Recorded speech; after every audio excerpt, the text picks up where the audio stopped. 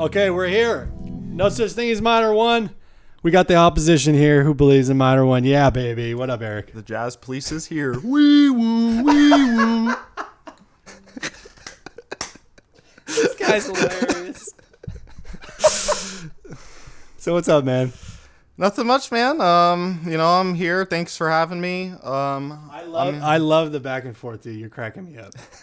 I didn't know this would be such a thing, but I'm having way too much fun with this. I'm here. We're here to have some fun and talk about music. That's what it's all about. So, you know what I'm saying? For those of you that don't know, I have this whole theory. It's not really a theory. I mean, to be honest, I stole it from all the church guys. Mm-hmm. And because you know all that stuff. So, this will be good.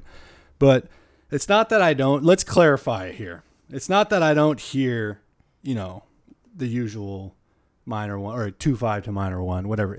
I still talk like that, but I guess my whole thing is when you say, for example, when you 2/5 minor 2/5 to the 2, that sounds a very specific way. Mm-hmm. And just like when you would minor 2/5 to the 6, which is a lot of minor tunes, is what I'm saying. Mm-hmm. That's why I say. But I think it's just important to really hear whether it's a 6 or a 2. And then specifically, because in jazz tunes all the time, it's we're constantly minor 2/5ing to the 2 chord. And I always wondered, because when I would be playing tunes, I finally realized one day, I'm why does it sound so good to minor 2/5 to the 2? So take, for example, Black Orpheus, the second half, when you go to the D minor, mm-hmm. and it's why does that sound so good to my ear? That's what I would wonder. I would get, it's 2/5/1. That's what they say, right? Whether it's D minor or A minor. Mm-hmm. But I guess for me, once I really heard, oh wow, that it sounds good because you're 2/5ing to the 2. And even more, some of my videos, I don't know if everyone's really watched them, but my minor 2/5 video, I kind of go into depth of I never really realized, maybe I'm crazy, but I never really realized when you minor 2/5 to the 2, let's say we're in C. Mm-hmm. So C major, do 2/5 to D minor. Because normally the E would be minor 7, right? So why the B flat? Why does that B flat sound so good? And I have a theory, but go. Well, in my opinion, a 2 is, a 2 in relation to a 2/5 mm-hmm. is, only functioning as a 2 chord. So you can have a 2/5, in most chords in the diatonic scale. So 2/5/1 in C major, that's diatonic. You can have a 2/5/1 going to the D minor. And, obviously what's common with minor 2/5/1s is that you have that half diminished or minor 7 flat 5. So, to me, this 2 chord is just functioning as a 2, and that's primarily what's going on there. Because when we, are thinking about soloing or 2/5s, or at least for me, I generally am thinking about that 5. Right. I'm not necessarily thinking about that 2. So, right. If I'm going 2/5 to 6, or sorry, you're thinking the E7. Yeah, I get what you're saying. So, the 2 is just functioning as a 2. Wait, 2 is a 2? Yeah. And that's really it, and I don't, necessarily see it, that 2 chord, in this case, 2/5 to 2. I'm not really seeing that as oh, this is, necessarily relating primarily to C major. It's relating to that D minor chord. It's the 2 of a D minor chord. Right. So I get what you're saying. I get it. And I think you should be able to hear that little cell. Oh, that sounds like a 2/5 and it sounds minor, right? 100%. But I guess my point is that when I started to realize, in my opinion, I think minor 2/5s come from 7/3/6. Well, I have a question for you. So on, if we're going 2/5 to the 2 to mm-hmm. D minor, over the A7,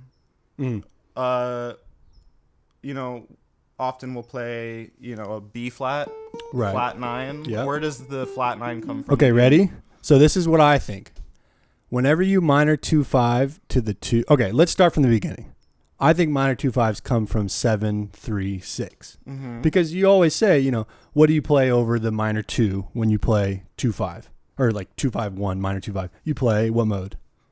What do you mean? Like if you play on the 2, the half diminished, what would you play? What do they tell you to play? Well, obviously a half diminished chord comes from, or you could say it comes from, the Locrian mode.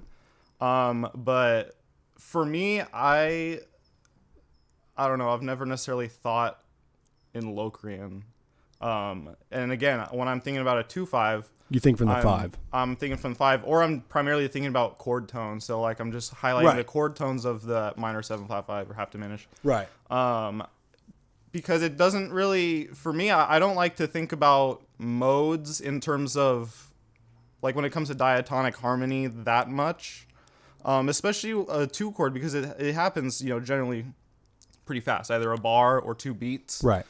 So thinking, and also, I'll be honest, I'm just not super fluent in Locrian. So like, to me, like I generally think about, on a 2 chord half diminished, I'm thinking about chord tones, or I'm gearing more towards the 5 chord. Right. So what I started to realize is like, I think that when you minor 2/5 to the 6, right? You're basically just, the only thing that's added the key is that 3 dominant, right? And when you add the 3 dominant, you're adding this flat 6 note, so G sharp. If we're in A or in C, that A flat or G sharp, I feel is like a very important note, and no one really talks about it. And I think that sound, is basically, but then you have, right? Like that sound, I think, is really important, and that's where all the, when you do that dominant 3, it's one of the important secondary dominants. Anyways, but my further point is okay, let's say it's 7, 3, 6, right? Now, when you minor 2/5 to the 2, just like in Black Orpheus, you have that B flat, and the melody note is that B flat, right?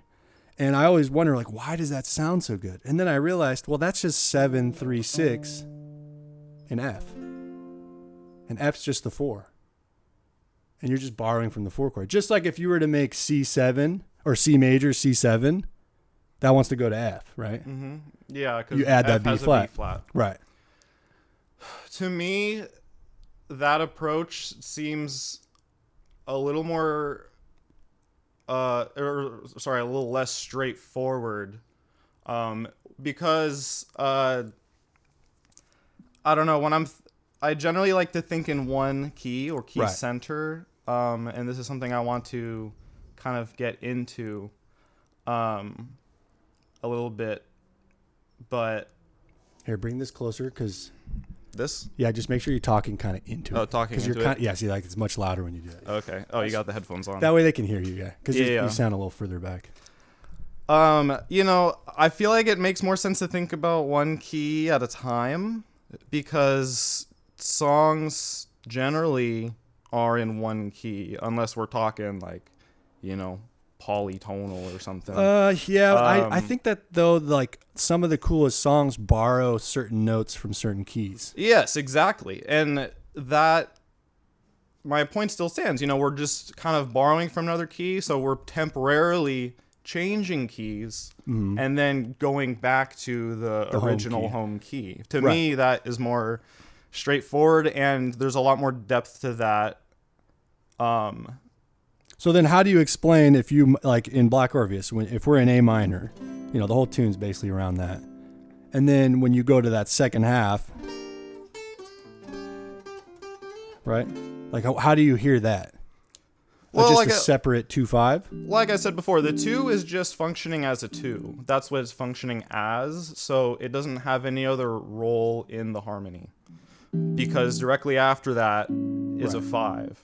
And this 5 is a secondary dominant. 5 of 2. Well, if we're thinking about the 6 thing, then that's 5 of 2. But if we're talking about you're saying 5 of it, if we're talking about minor 1 land, it's a minor 5 of 4, right? 5 of, oh, because that would be the 4 of A minor. Yeah. See, I feel like that's more roundabout.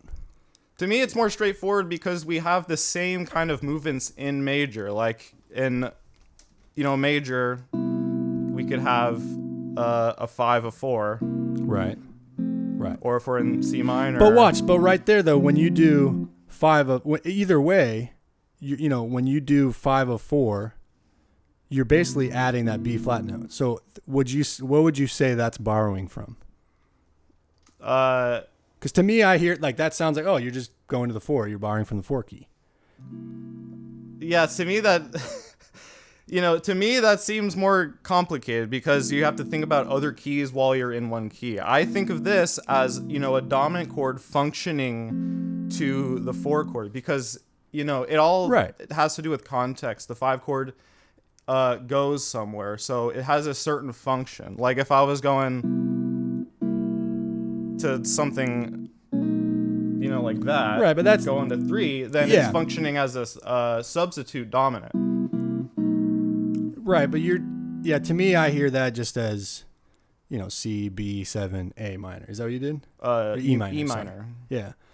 But see, again, to me, that sounds see, I guess just the way that because a dominant chord can function in different ways, and I think it's important to describe what it's functioning as rather than what key it could also be in. But see, that's what I feel like functioning as means.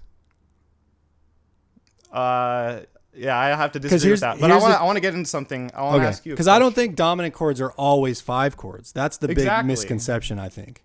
Yeah, they don't always function as a 5 chord. It's found naturally in like a natural minor scale. See, but natural minor to me, you're just But it's not saying, functioning as a dominant chord in that sense. When you say natural minor, though, to me, it's like we all know that's just Aeolian, which is 6. Yeah, but you can call natural minor an Aeolian.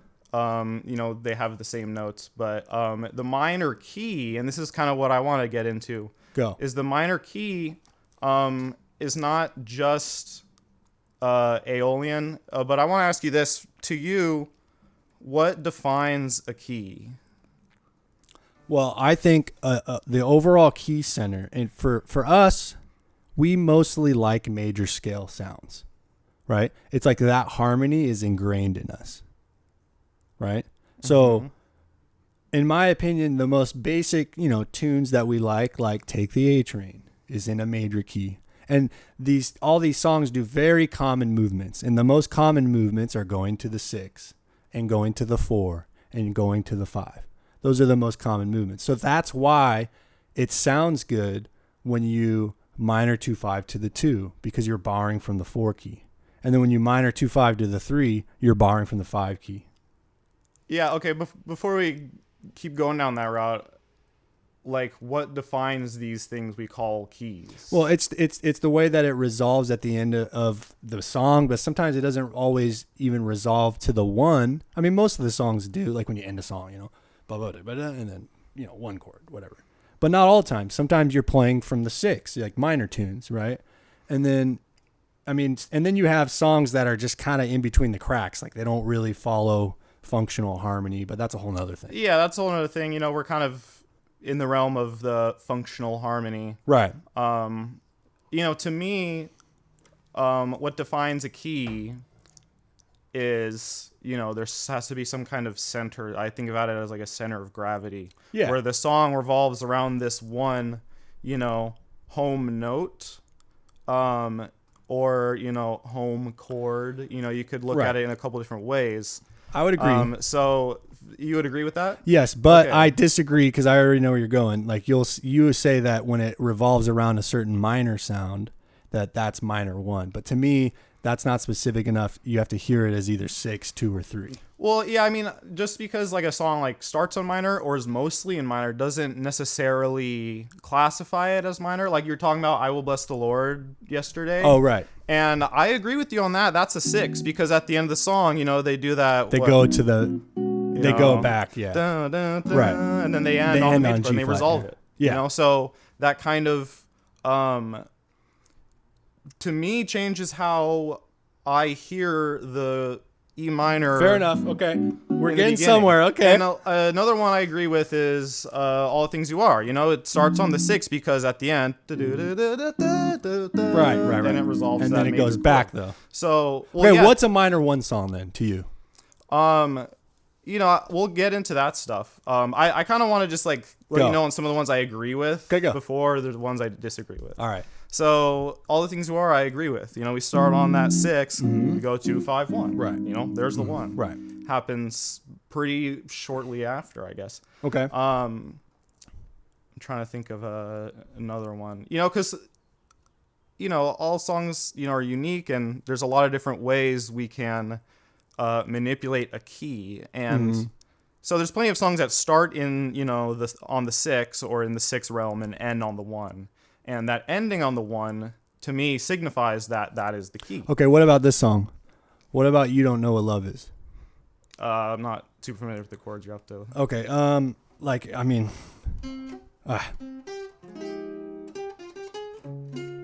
Oh yeah, that one. right?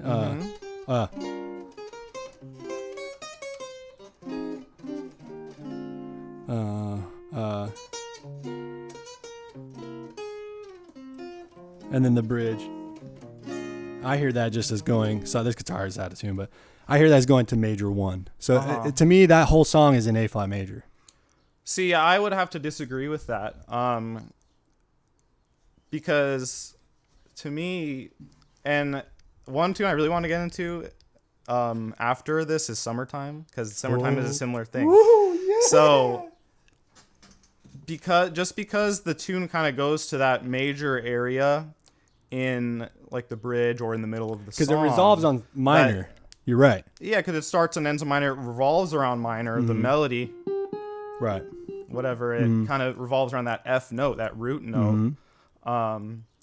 And to me, there's a tonality that's implied. What? Okay, so what's the tonality?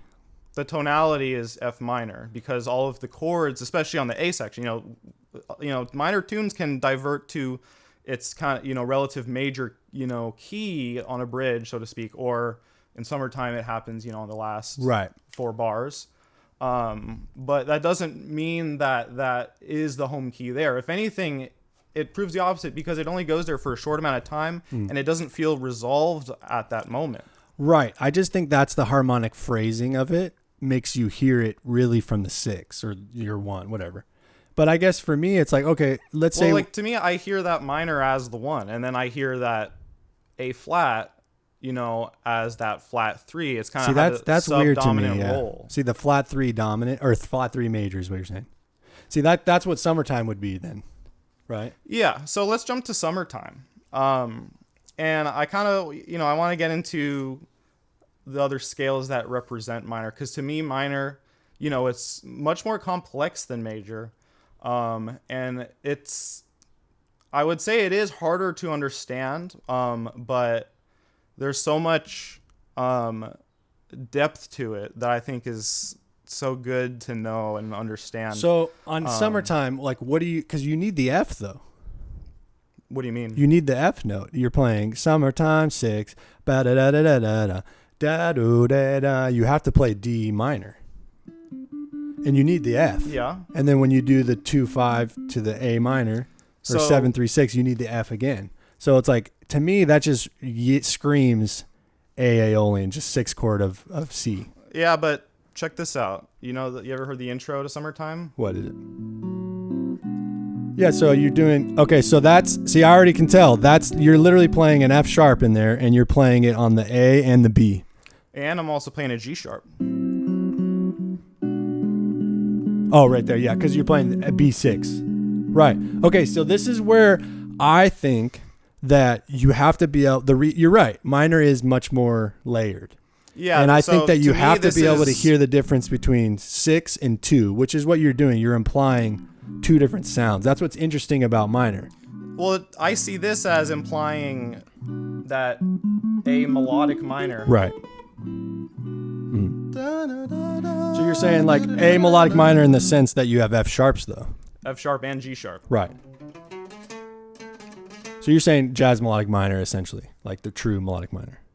Yeah, not the like. Right. But I mean, you could say that because I just think it's confusing you know, to have so many different types of minor, and then the question that everyone inevitably asks is, which one is it? Well, the way minor works, that it's borrowing from all three of them.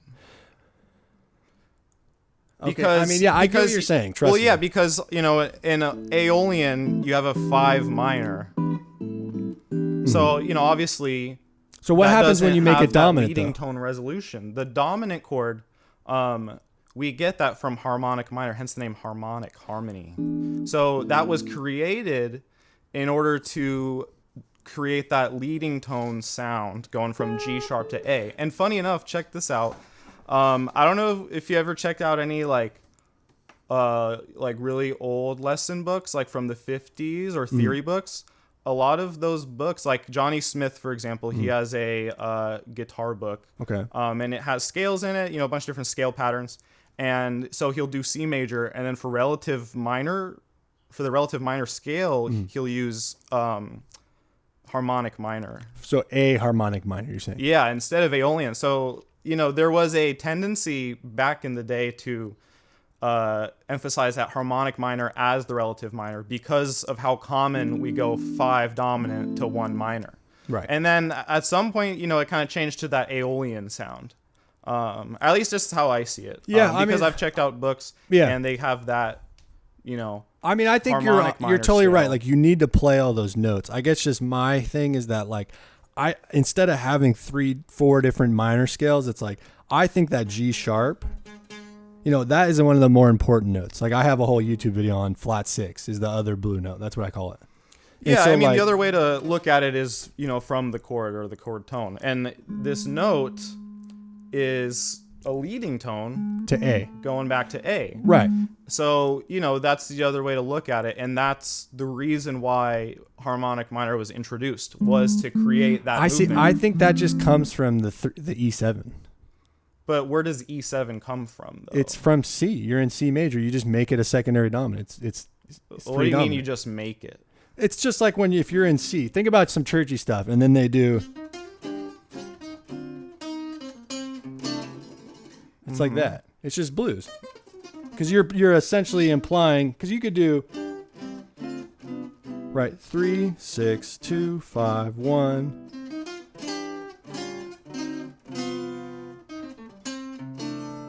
Like, I think that's the whole essence. You're just secondary dom. I feel like secondary dominants are where it's at. And those are kind of diatonic to the key, even though they don't have those notes. But in my opinion, those notes that you use when you make things dominant, especially when you alter them, is you're playing all the parallel minor notes, right? Because like minor 1, 6 chord. But if it's 6, it's not parallel. No, it is though, because your ear hears the A flats, the G sharps. So your ear is gonna hear, like in church all the time, bro. They play the G sharp. Because they'll do this all the time. They'll be in C, right? And they'll play chords, right? Organ, whatever. And then they always add, right? They'll play F minor right over C. They'll always add that sound.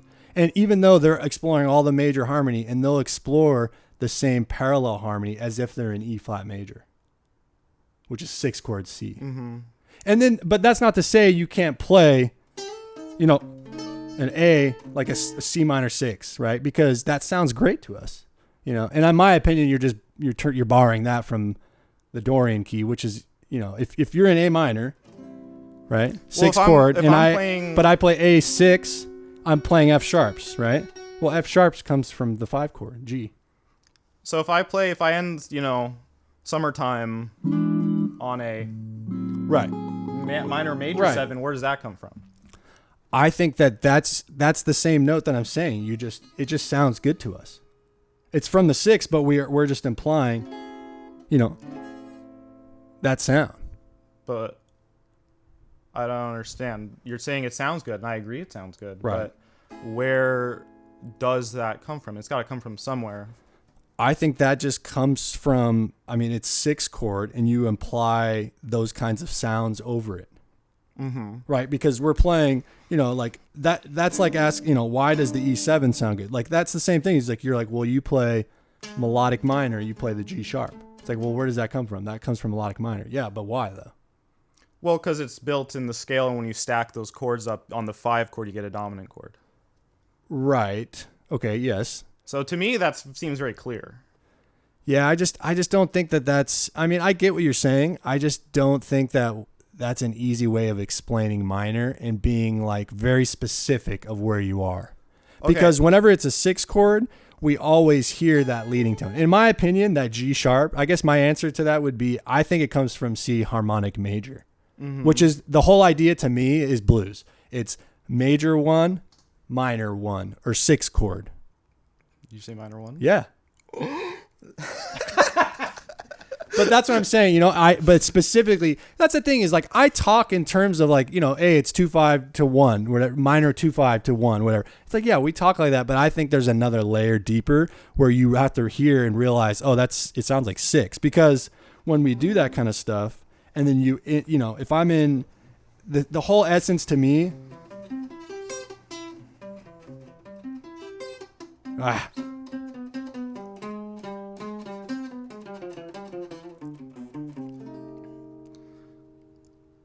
So, all right. So you're saying that this, minor major 7, you're kind of thinking about that from the context of C harmonic major. Yeah, I mean, I think that G sharp, the flat 6 note, is really important, and I think that's the gateway to parallel minor. And the flat 6 is everywhere. Like, dude, you got to watch my YouTube video. I literally have broken down all the flat 6 notes, like all the possibilities, and it's every money chord. It's minor 4, it's flat 7 dominant. It's like all the sick chords, and then I pair them with songs that do that for each one. But in the melody. You know what I'm saying? Like, it has to be in the melodies. I mean, it's on whatever. It doesn't matter. But the point is like, I just think, yeah, that flat 6 note is really, I mean, Sean Hickey jokes, he calls it God's note, and I've totally jacked it because I think it's hilarious. But it's like, I think that note is very important, and that comes from your ear hearing it as C major, but it also likes the sound of C minor, Aeolian, essentially A flats, right? You have A flats in the sound, right? And that's like it's all about, like, I feel like that's what American music is all about. It's blues. It's like, it's all about layering those two sounds of playing, major and minor, because like they'll do that in church. They'll be playing, and then the minute they go to like parallel minor or minor 1, they'll yell out E flat.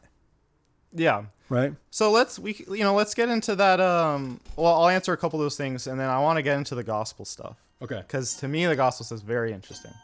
But to me, harmony and harmonic analysis is descriptive, not prescriptive, meaning that we're trying to figure out why we like this sound, what makes this work. 100%. And there's a couple perspectives. There's one, a historical perspective, because this was developed, right?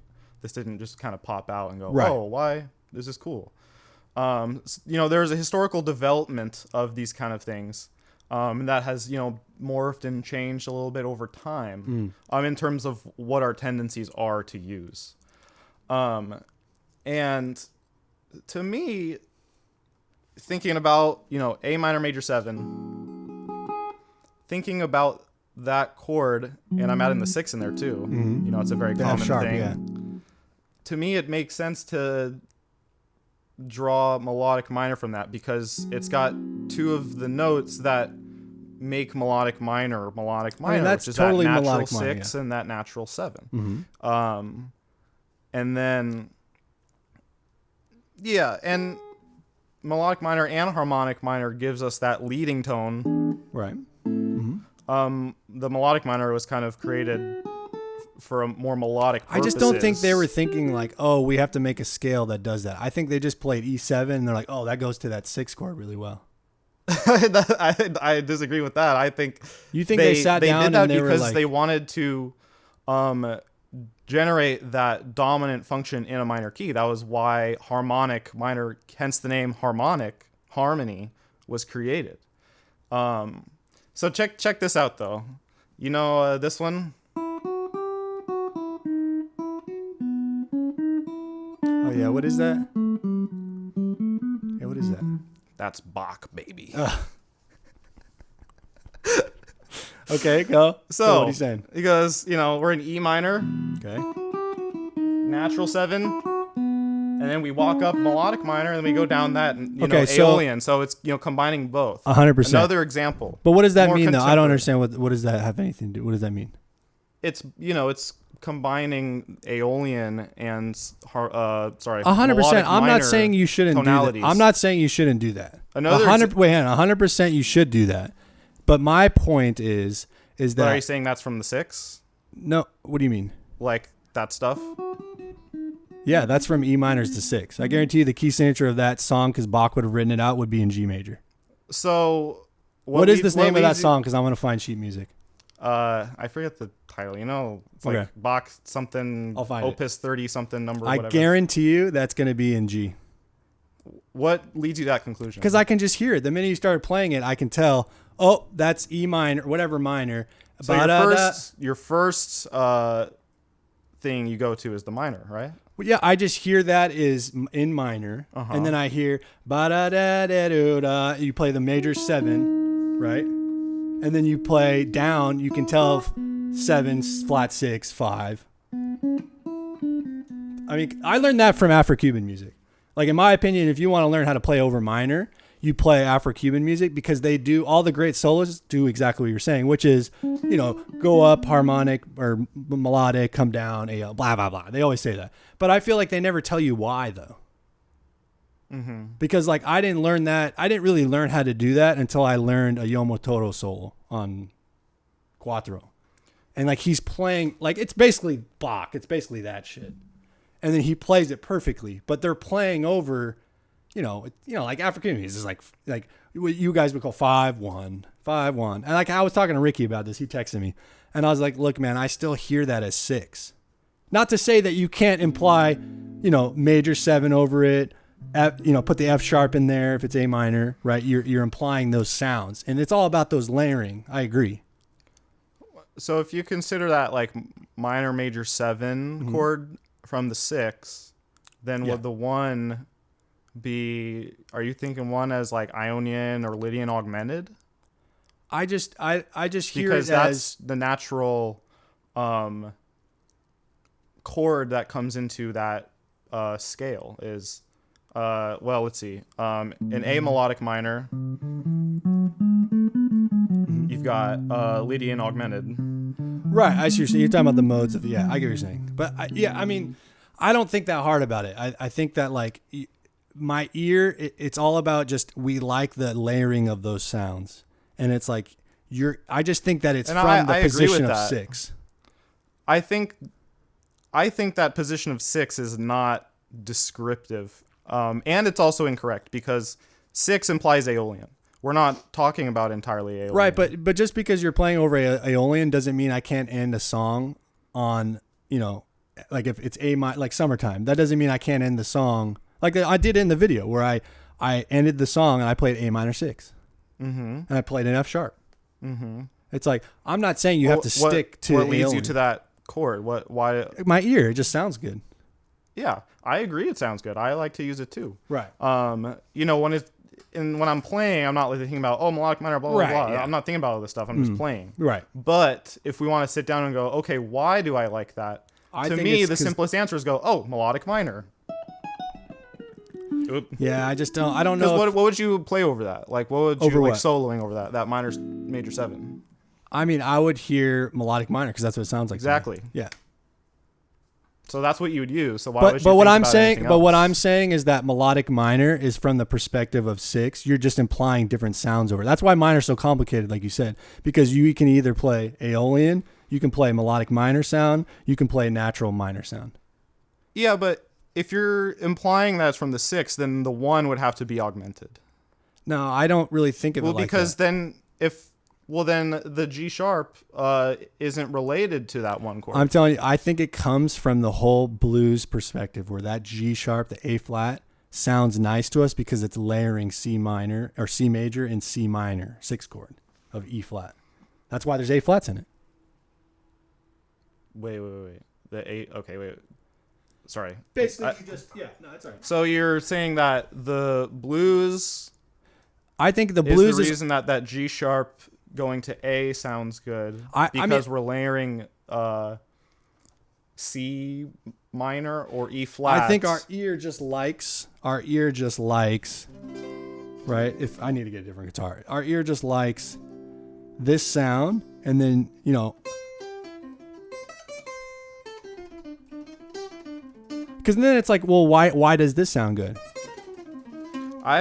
Here's my take on that. So the blues, one chord, dominant. Mm-hmm. The blues, to me, what it does is it kind of turns functional harmony upside down. Mm-hmm. You know, generally in functional harmony, the dominant chord, you know, it's got that tritone, the most dissonant of the intervals, or one of the most dissonant. It contains that, and usually this wants to resolve. But the blues is kind of turning it on its head and saying, "Oh no, we're just sitting here. We're not resolving. This is home now." So it's kind of turning everything on its head, and you know, over dominant chords, you know, we love to use major and minor 7. You know, I wouldn't necessarily play that, you know, flat 9 over a blues, but for me, we like that sound of the major and minor 7 because the idea of tension and resolution has now changed, and it's not the same as functional harmony. So I kind of want to. So what do you think the whole blues is all about then? Because I to me, it's like I can't escape the fact that it's major and minor at the same time. Because think about like let me plug it. Well, that's kind of what I'm saying is that like dominant chord, that tension, the tension is now treated differently. If anything, the tension is kind of relieved over the blues because we just sit on this dominant chord. You know, we're not sitting there and going, "Oh, what is that? That sounds like a car horn." You know, we're like, "Oh, that's the blues. That's chilling." You know, dominant chord going to the 4. I mean, it's 5. Another tritone. So I guess to me, I think the whole, you know, and I made a blues video about this, but like to me, it sounds, you know, if I'm playing C7, to me, no matter what, it's all about that triad.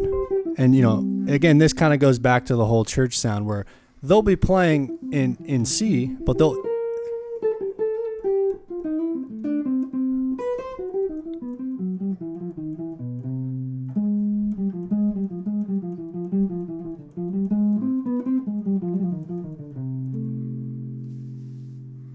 But see, I just did Aeolian sounds, 6 chord sounds, coming from major, but also,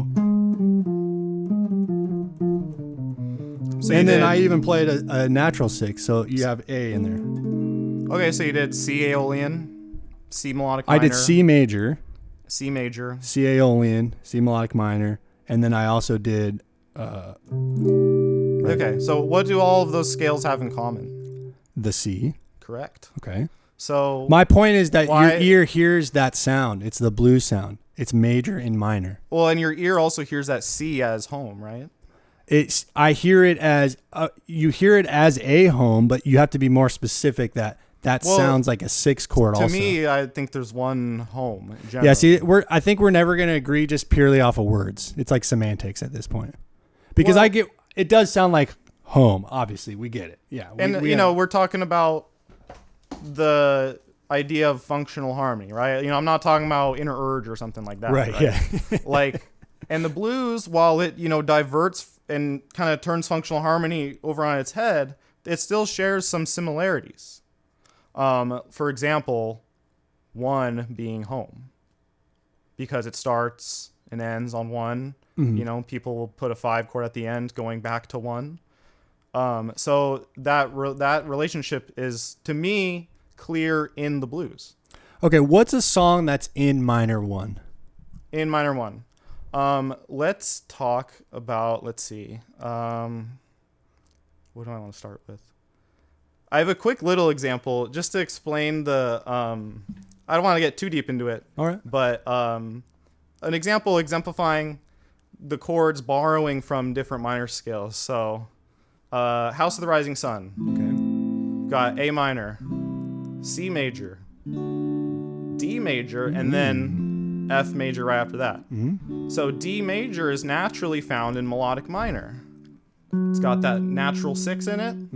4, natural 6, 1. F major comes right after that. You'd probably think like, why? How are these chords like in the same key? That's kind of weird, you know.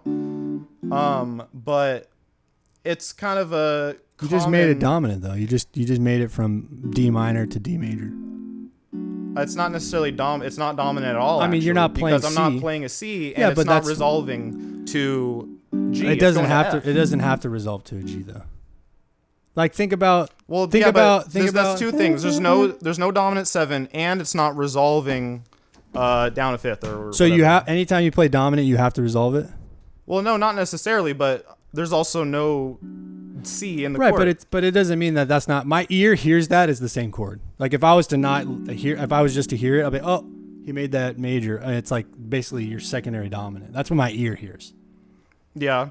So, like, watch play. You could say that it has a 7 because the 7 is found in melodic minor as well. Or sorry. So House of the Rising Sun, how's it go? So play. And then it goes to F right after, and F comes from, you could either say Aeolian or harmonic minor. Because that's flat 6 according, right? Yeah, because it's got the See, F. but that's so, just to me that just sounds like 4.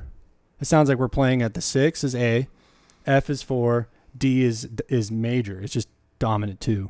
We do that all the time, but you're just not playing a C. See, I go back to harmony being descriptive. I want to describe what is happening and why it's happening, where it comes from. Just saying a chord is like 4 dominant or 2 dominant, to me that doesn't describe anything. You're just calling out the bass note and the quality of said chord. To me, that's not descriptive enough. What's not? Calling it, 4 dominant 7 or 2 dominant 7, because that doesn't necessarily. I feel like that's what your ear hears. Well, yeah, you'll hear, oh, this is the bass, the bass note 4 and dominant 7. Sure, we hear those things, yes, but my thing is, we're talking about why that thing is used, and my thing is that, oh, it comes from this, or you could say it comes from this because it shares the notes of melodic minor, and it kind of it steps outside of natural minor. Mm-hmm. I'm making these distinctions in order to describe where this chord, is coming from, so to speak. Mm-hmm. So, what I'm trying to do is, create as much clarity to where these things come from. Just calling it a 4 dominant 7 and not going any further. Well, it's not 4. What's 4? D7? The D7. To Well, me, I just wouldn't say saying that's- 4/7. You got okay. Why is it 4/7? No, I when we wouldn't say talk that's about, 4 though. Because to me, play House of the Rising Sun real quick. So it's A minor, C, D, right, but F, A, it's at 6, 1, C, and then E. Dominant 3. So where does dominant 3 come from? Because that's not diatonic.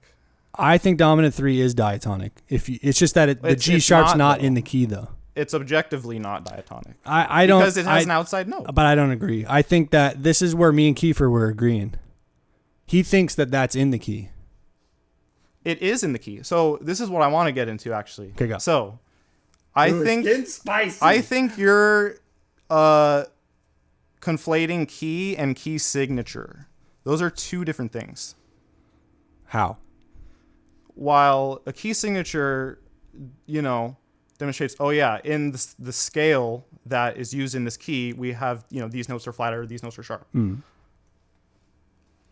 An outside chord such as, E7 going to whatever, A minor, you call that 6 or 1, whatever you want to call it.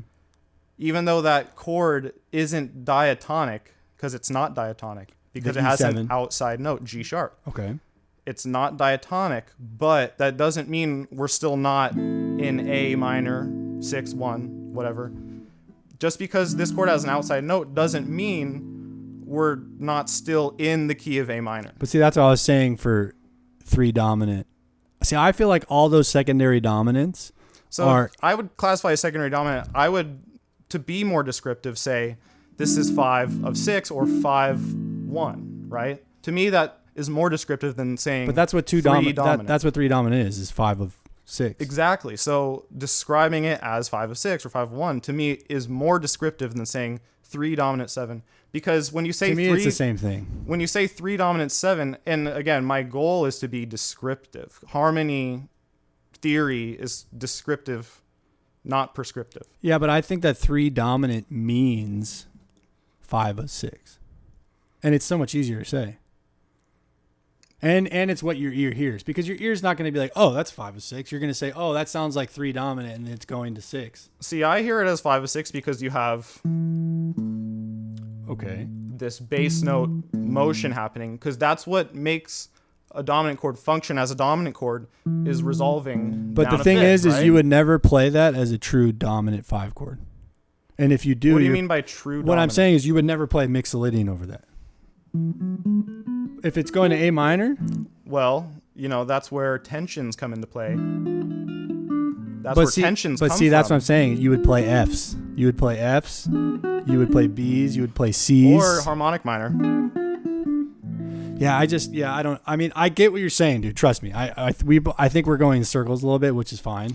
Okay, I want to kind of divert into the gospel thing. Okay. To me, the gospel thing interests me. So, I played in church for a while. I didn't grow up in church, but I've been around it. I'm used to the number system, and I'm used to the calling things from the 6. To me, the number system is more of a practical use of, or it's a practical method of communication rather than coming from a theoretical background. Because one, you're only really explaining the bass notes, and that's it. Because check it out. Yeah, but I think 3, 4, up 5. Right. Okay, first of all, what's an up? I mean, it's easy. I mean, you know what it is. It's an easy way of saying go up a half step. Exactly. It's an easy way of saying it, but that doesn't mean we call diminished, all the time up. I do. It's not always going up. That's what it means, though. When they say that, what about there's a lot of songs that go down. That's diminished fine. Down. Yeah. And then, so, it's a practical means of communication, and it's not based in theory, because most gospel musicians, I'm not going to speak for all gospel musicians, but, a lot of them, they grew up playing in church, and they didn't grow up studying theory. See, this is where I disagree, though. I think that they know theory better than people that study theory. Well, and the reason is because they can actually hear it.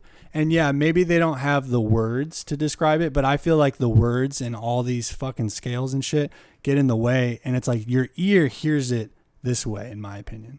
Mm-hmm. That's why I think and that's the thing is like, this is not my idea. This is literally what all the church guys do. See, my problem is like, again, like I'm trying to, before I get into it, say like I have no problem with like the number system. I think it's a great method of communication, specifically when it comes to hand movements, because it's it's hard to say flat 7, flat 6 with your hand. It's 3, 4, 5, 6. I forget what what they'll do for 7, but check this out. We do 6 like this or 6. But, some people, everyone's got different hand movements. Right. See, there's no even like set way of doing this system. But what does that mean though? That doesn't mean that it's not. I'm just furthering the point that it's more of a method of communication rather than like a theoretical concept. So let me bring up another point. Go. 3. What is that 3? That sounds like 1 over 3. That's a first inversion. Yeah, it sounds like 1 over 3 to me. Why isn't it D minor? Why isn't it D minor? Yeah, generally most times when you play people E, say 3. Are we playing? What are we playing? What key? I'm in the key of B flat. So we're in B flat. Yeah.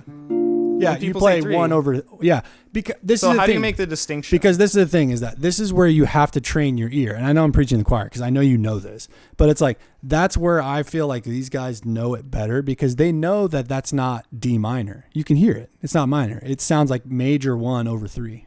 But that doesn't mean that the root note shouldn't be 3, because if they're playing whatever it is. Well, yeah, the root note is 3, exactly. Yeah, right. But the chord isn't necessarily 3. Right, but that's why I have a video called the 3 3s, which is all the different 3s. You can have the real 3. Okay, what about the 5? Okay. It goes 1 second over 5, inversion, right? right? Yeah. So it's really all it's signifying is the bass note. It's not signifying the chord. It's not defining the chord. Another example. But what is that? What do you mean, though? Because I feel like we're in that key. That's the whole point of what they're doing. Yeah, we're still in the key, but it's not like the system is not defining what the chord is. It's only describing the bass note. Because generally, it's like the organist or the keys player communicating to the bass player, right? Right. Mm-hmm. So, it's a practical method of communication. And I think it's honestly amazing. It kind of blew my mind when I started being around, people shouting the numbers. To me, like, it's cool because you can, do things on the spot, do those hits and go to different places on the spot, through communication. I love that. And I kind of wish something like that was in jazz. But we're doing it, bro. This is it. But the thing is, it's not theoretical. It's not like, it has nothing to do with music theory. And music theory, again, what I'm saying is supposed to be descriptive. I guess, but I think the thing is that these guys play more altered, dominant, and cool chords than all these jazz guys could ever dream of in one church setting. I mean, that's kind of subjective, man. I mean, I'm telling you, bro. You're gonna say that to Brad Meldau or Keith Jarrett. I'm saying, Herbie. I'm not those guys. I'm saying, yes, bro. The thing is when I hear DJ and Tejan play, they're playing what Herbie's playing. I hear it. I hear them find the same sounds. And it's just like, obviously these guys, guys are great. I'm not saying those guys are not. I agree that you can, arrive at the same conclusions through different, pathways, methods. Yeah.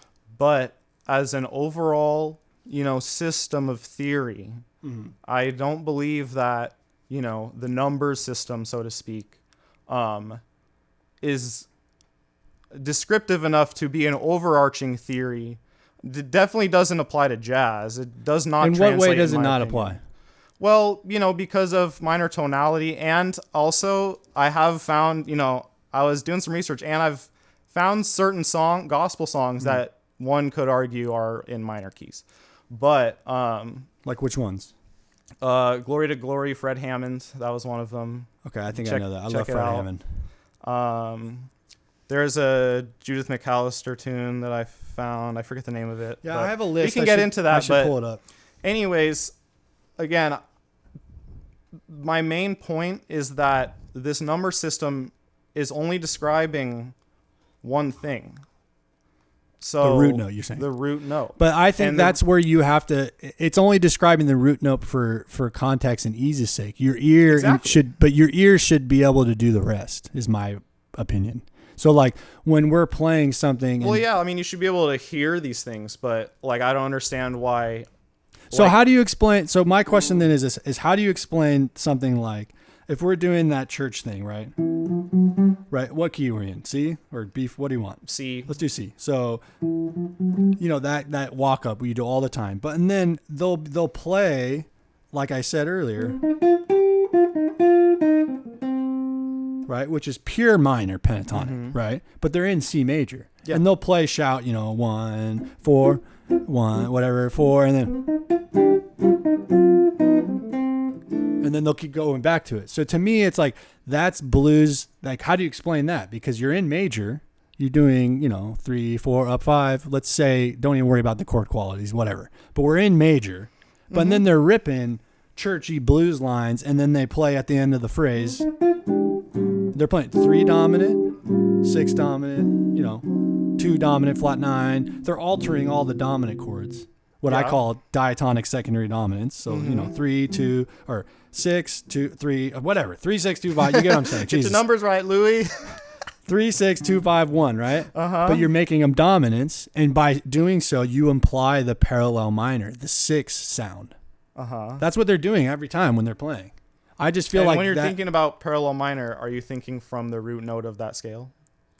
Like you're saying C.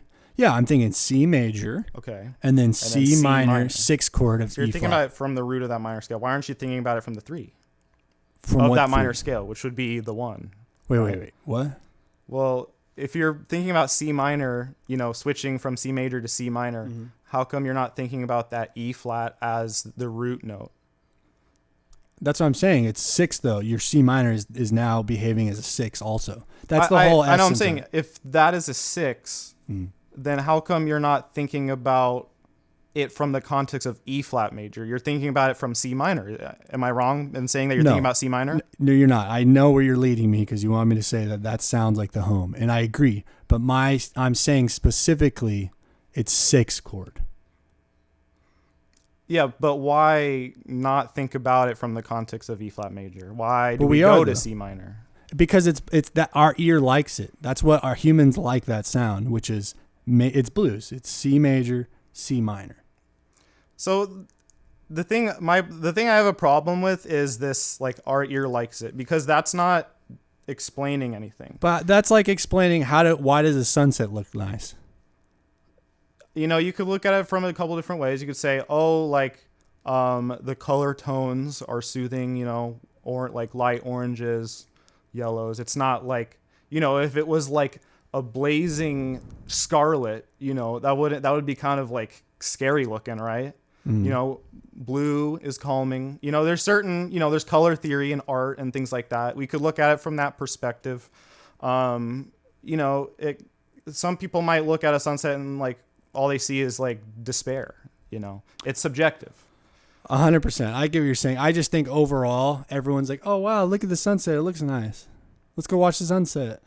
And it's like, the light refracts through the atmosphere, blah, blah, blah, blah. Yeah, but at the end of the day, it's like, it just looks nice to us. It is what it is. My thing is that some people might not think it looks nice. I think overall people think it looks nice. You can say that, but that doesn't that doesn't say anything. But that's that like only saying, just says what you think. So that's then, subjective. But Again, so then, it's subjective. But so then, if that's a subjective thing, right? But if I play this, and then you don't think people would agree that sounds cool? No, I think it sounds cool. I mean, some people would not. You might have some classical snobs that think that sounds bad or sounds wrong. Wouldn't you agree with that? I think that they. I don't agree with them. I'm not saying you. But I think they think it sounds good. They just don't know why. So you think they're just like frustrated or something? I don't know. It doesn't matter what I think about classical. See, I think it's and that's my point, is that it's subjective. I'm not gonna like say like, oh, I think sunsets are bad. Like, I like sunsets. No. Like, I think they can be nice. Especially in San Diego. Right. But yeah, I mean, I guess there could be someone that like looks at a sunset and all they see is pain and despair. Orange reminds them of their orange cat that they lost or something. I don't know. But that's not the majority of people. Yeah, I mean, you'd have to do a test and see how many people like the sunset. What matters is that there's someone out there that doesn't.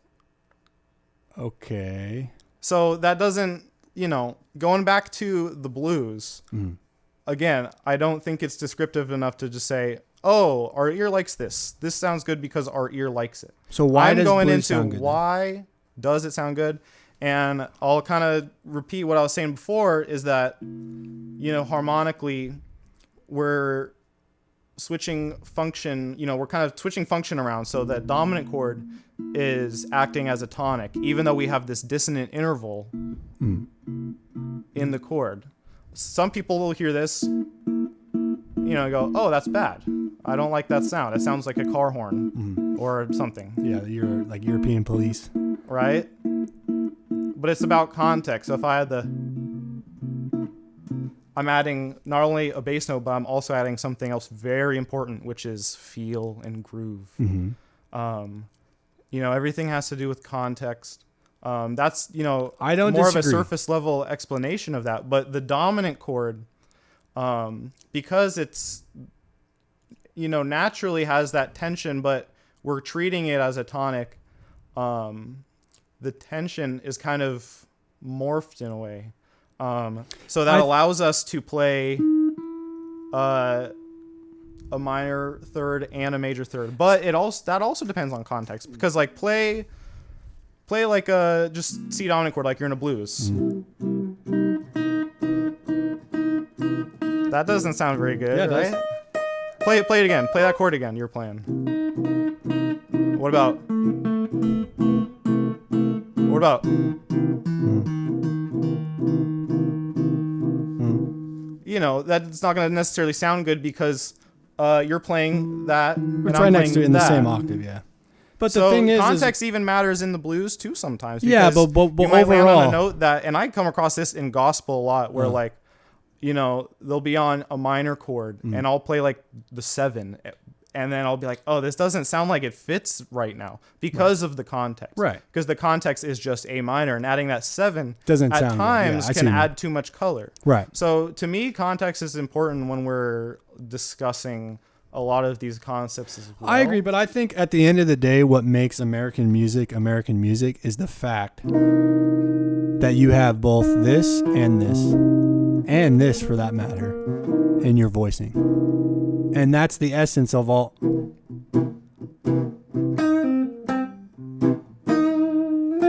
know what I mean? It's like, and I think that no one really knows why blues sounds good, to be honest.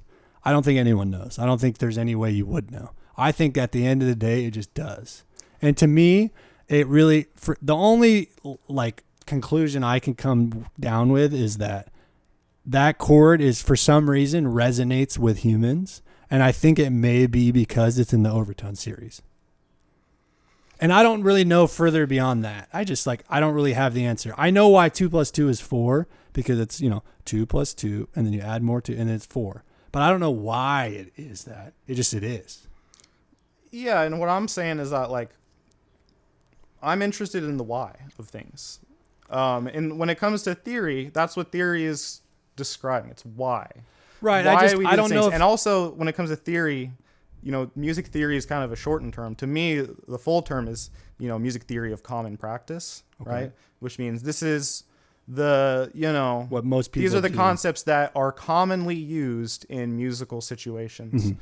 And I think it's good to understand those things because it's kind of like understanding where, do the things we like come from? How can we use those to deepen our own music and to expand our, musical taste and our ear? Our ear is always developing. Right. So, there are things that naturally we enjoy the sound of. But, one could say like, we don't like the sound of microtonal music because that is not something we grew up with. But, for someone on the other side of the world, that is like what they grew up listening to. But to us, it sounds out of tune, right? So not it's really, subjective. actually. I think when I studied some Persian music, the microtonal notes that you would hit make full sense. And when you, I agree. I think it sounds good, but I had to like kind of develop my ear to understand those sounds. But I will say though that those musics have the same similar harmonic functions that we have. They have 1, they have 4, they have 5, they have relative minor. I'm telling you, bro. I don't agree with bro, that. I'm at all. telling you, I've played Persian classical of, music, and they have the exact same thing. They have a scale. One type, but a lot of I'm not saying music they're all is modal. A lot of right. it, there's true temperament. So like it's literally based on the harmonic series. The reason why we have equal temperament is so we can stack harmonies because when you stack harmonies in the true temperament, they get out of tune. I know, yeah. So but I think that to say that those people don't hear the same chords that we hear is crazy. Yeah, maybe they add some colors on top that are different, but I think they fundamentally still hear 1, 4, and 5. It's like that's going to sound good to them no matter what, in my opinion. But whatever. And we were splitting hairs at this point, but yeah, I disagree with that. This is, harmony that we use is strictly a Western view of harmony. But see, I disagree. I think that maybe not for everything, but I think some of the fundamental core sounds are in other cultures also. Well, yeah, like a root note. Well, but just the movement of 1, 4, 5, going to the 6, whatever, those sounds they sound good to us. They resonate with us. You know what I mean? Like if you were to have people sing a note and then stack on top of it, like you feel that when it's in or out. And it's like you don't have to know anything about music, but you could feel Oh, that's out. Oh, there it is. It's in. I feel it, especially if you're singing it. You know what I mean? Mm-hmm. Yeah, playing chords in certain orders can elicit a certain feeling. That is something I agree with. And I think, understanding, why, because at the end of the day, harmonic choices, theory, all the stuff we're talking about, diatonic, whatever. Right. To me, these are all, really good suggestions of how to organize notes. Right. I would agree. And what I'm trying to do when I am, diving into music theory, so to speak, is just, how can I describe, where this chord comes from, why I like the sound of it, where, how can I build this chord? Where does this chord come from? It's kind of an interesting question saying, where does this chord come from? So, that for some people might be a question that they don't really care about. It's like, I don't really care. It sounds good. What does it matter? That's fine. But to me, my pursuit is to, kind of understand, mainly what it is. It's a historical context. How has it been used in the past and why? The thing that you're describing as, no such thing as minor one, not only does it, go against some of these ideas that have been established, which I'm not against, going against a concept that's been established for thousands of years. I'm not against that, but there has to be a benefit. To me, I don't see the benefit of thinking about songs that are in minor or, so what's a song in minor? Because I still haven't found one. Let's talk about Summertime. Okay, so that's not in minor. We already established that we start with this melodic minor. I mean, you don't have to. That's just some people do that. Yeah, and it's one of the, common things about, why is that? I think that's why is because it comes from melodic minor. Why do people I think it sounds good. I think they played it and it sounds good. I think they didn't realize it was in a minor or melodic. I don't think they thought that. I think that they just realized, because I do that sometimes too, where I'll be playing Summertime and you can, instead of doing, you can play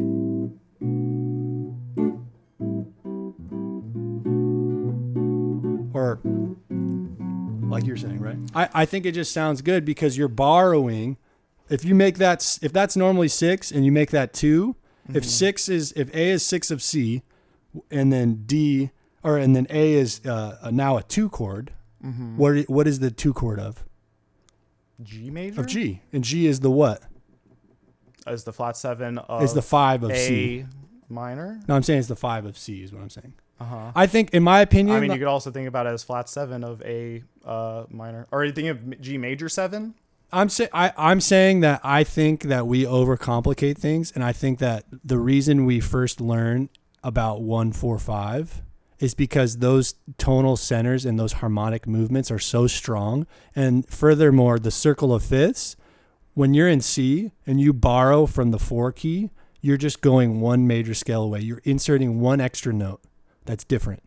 And then when you go to the 5 key, you're inserting one extra note that's different. And by doing so, that's why that F sharp, that's why you can end, sorry, right? You can end on the F sharp. It sounds nice because you're just, that's how I hear it. So I kind of want to go back to one of the questions I asked a while ago, which is, to you, what defines a key? We're saying in the key of this, key of that. What is a key? What does a key signify? I think it's a major scale. You think the key specifies the major scale? I think it specifies the major scale and harmony that we like because it's ingrained in us and we just like the sounds of it. And by exploring certain numbers of those keys, which 80% of the time, all these minor tunes are from the 6. Yes, some of them are not.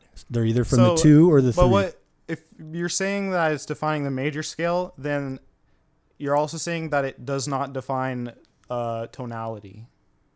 What doesn't define tonality? What A do you mean? key. If you're saying that the key defines a major scale, That is the tonal only, center. Yeah. then that means that the key does not signify tonality. That's what that has to mean. I don't know what you mean. Because the tonality of Summertime is A minor. Which is the 6th. But if you're saying it's in the key of C, you're not describing the tonality. But if someone comes and calls Summertime and they say, hey, we're going to play it in A, what's your first question?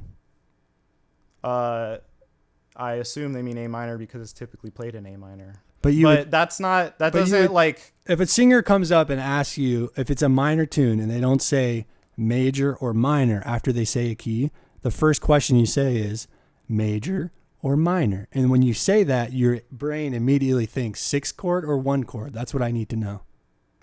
Yeah, but like, just because someone asks a question like that, if anything, that means that they need to know their keys. But what I'm saying understand their keys better. But what so I'm saying is when you clearly. but that doesn't to me signify that there is this ambiguity of tonality when I it just think relates to the that song. by saying, so if I say, by asking what, if that is that minor or major, you're immediately saying, well, is that 6 chord or 1 chord? Because I need to know. Because if they're saying it's A major, then I know I need to play F sharp. And that's the thing, is everyone would know that. If a singer came up and said, I'm going to play Summertime A major, you would say, oh, 6. So F sharp, we start on F sharp, which is the 6th. It's like you do the math in your head already because your ear hears it like that. Yeah, like if they don't have a clear idea of, as, there are singers that may not completely, they just know that it starts on A. Right. That doesn't. So what about me? That just is demonstrating that whoever this, they don't theoretical know. singer doesn't know their keys What about that well. what And about? That's not a bad thing. It's fine. Yeah, I get it. If anything, the only thing is just it's an inconvenience when it comes to communicating with musicians. Right. That. What to about me, Autumn Leaves? Autumn Leaves. That I would agree. It starts on this. Starts on the 2. You could say it starts on the 2, but it ends on the minor. So, that one, I would lean towards that minor chord being the one, because it resolves at the end of the A sections, and then you call it the C section at the end. And then the bridge is largely in that tonality. And just because it goes to the major chord on the bridge, as well as, in the A section, to me, the tonality, and I specify tonality, is revolving around the E minor. So if we're in G major, so If I we're in think G major. to me that song is 2 5 1 4 7 3 6, and then the second half you just flip flop them. Then it's 7 3 6 2 5 1 4, and then you do 2 5s down back to the 6. Yeah, I mean, like, I don't know. I mean, I guess you could look at it that way. That's how I hear it. To me, So what's it? That's what I'm saying. I don't know. I still haven't found a song in minor 1. No one's given me a good example.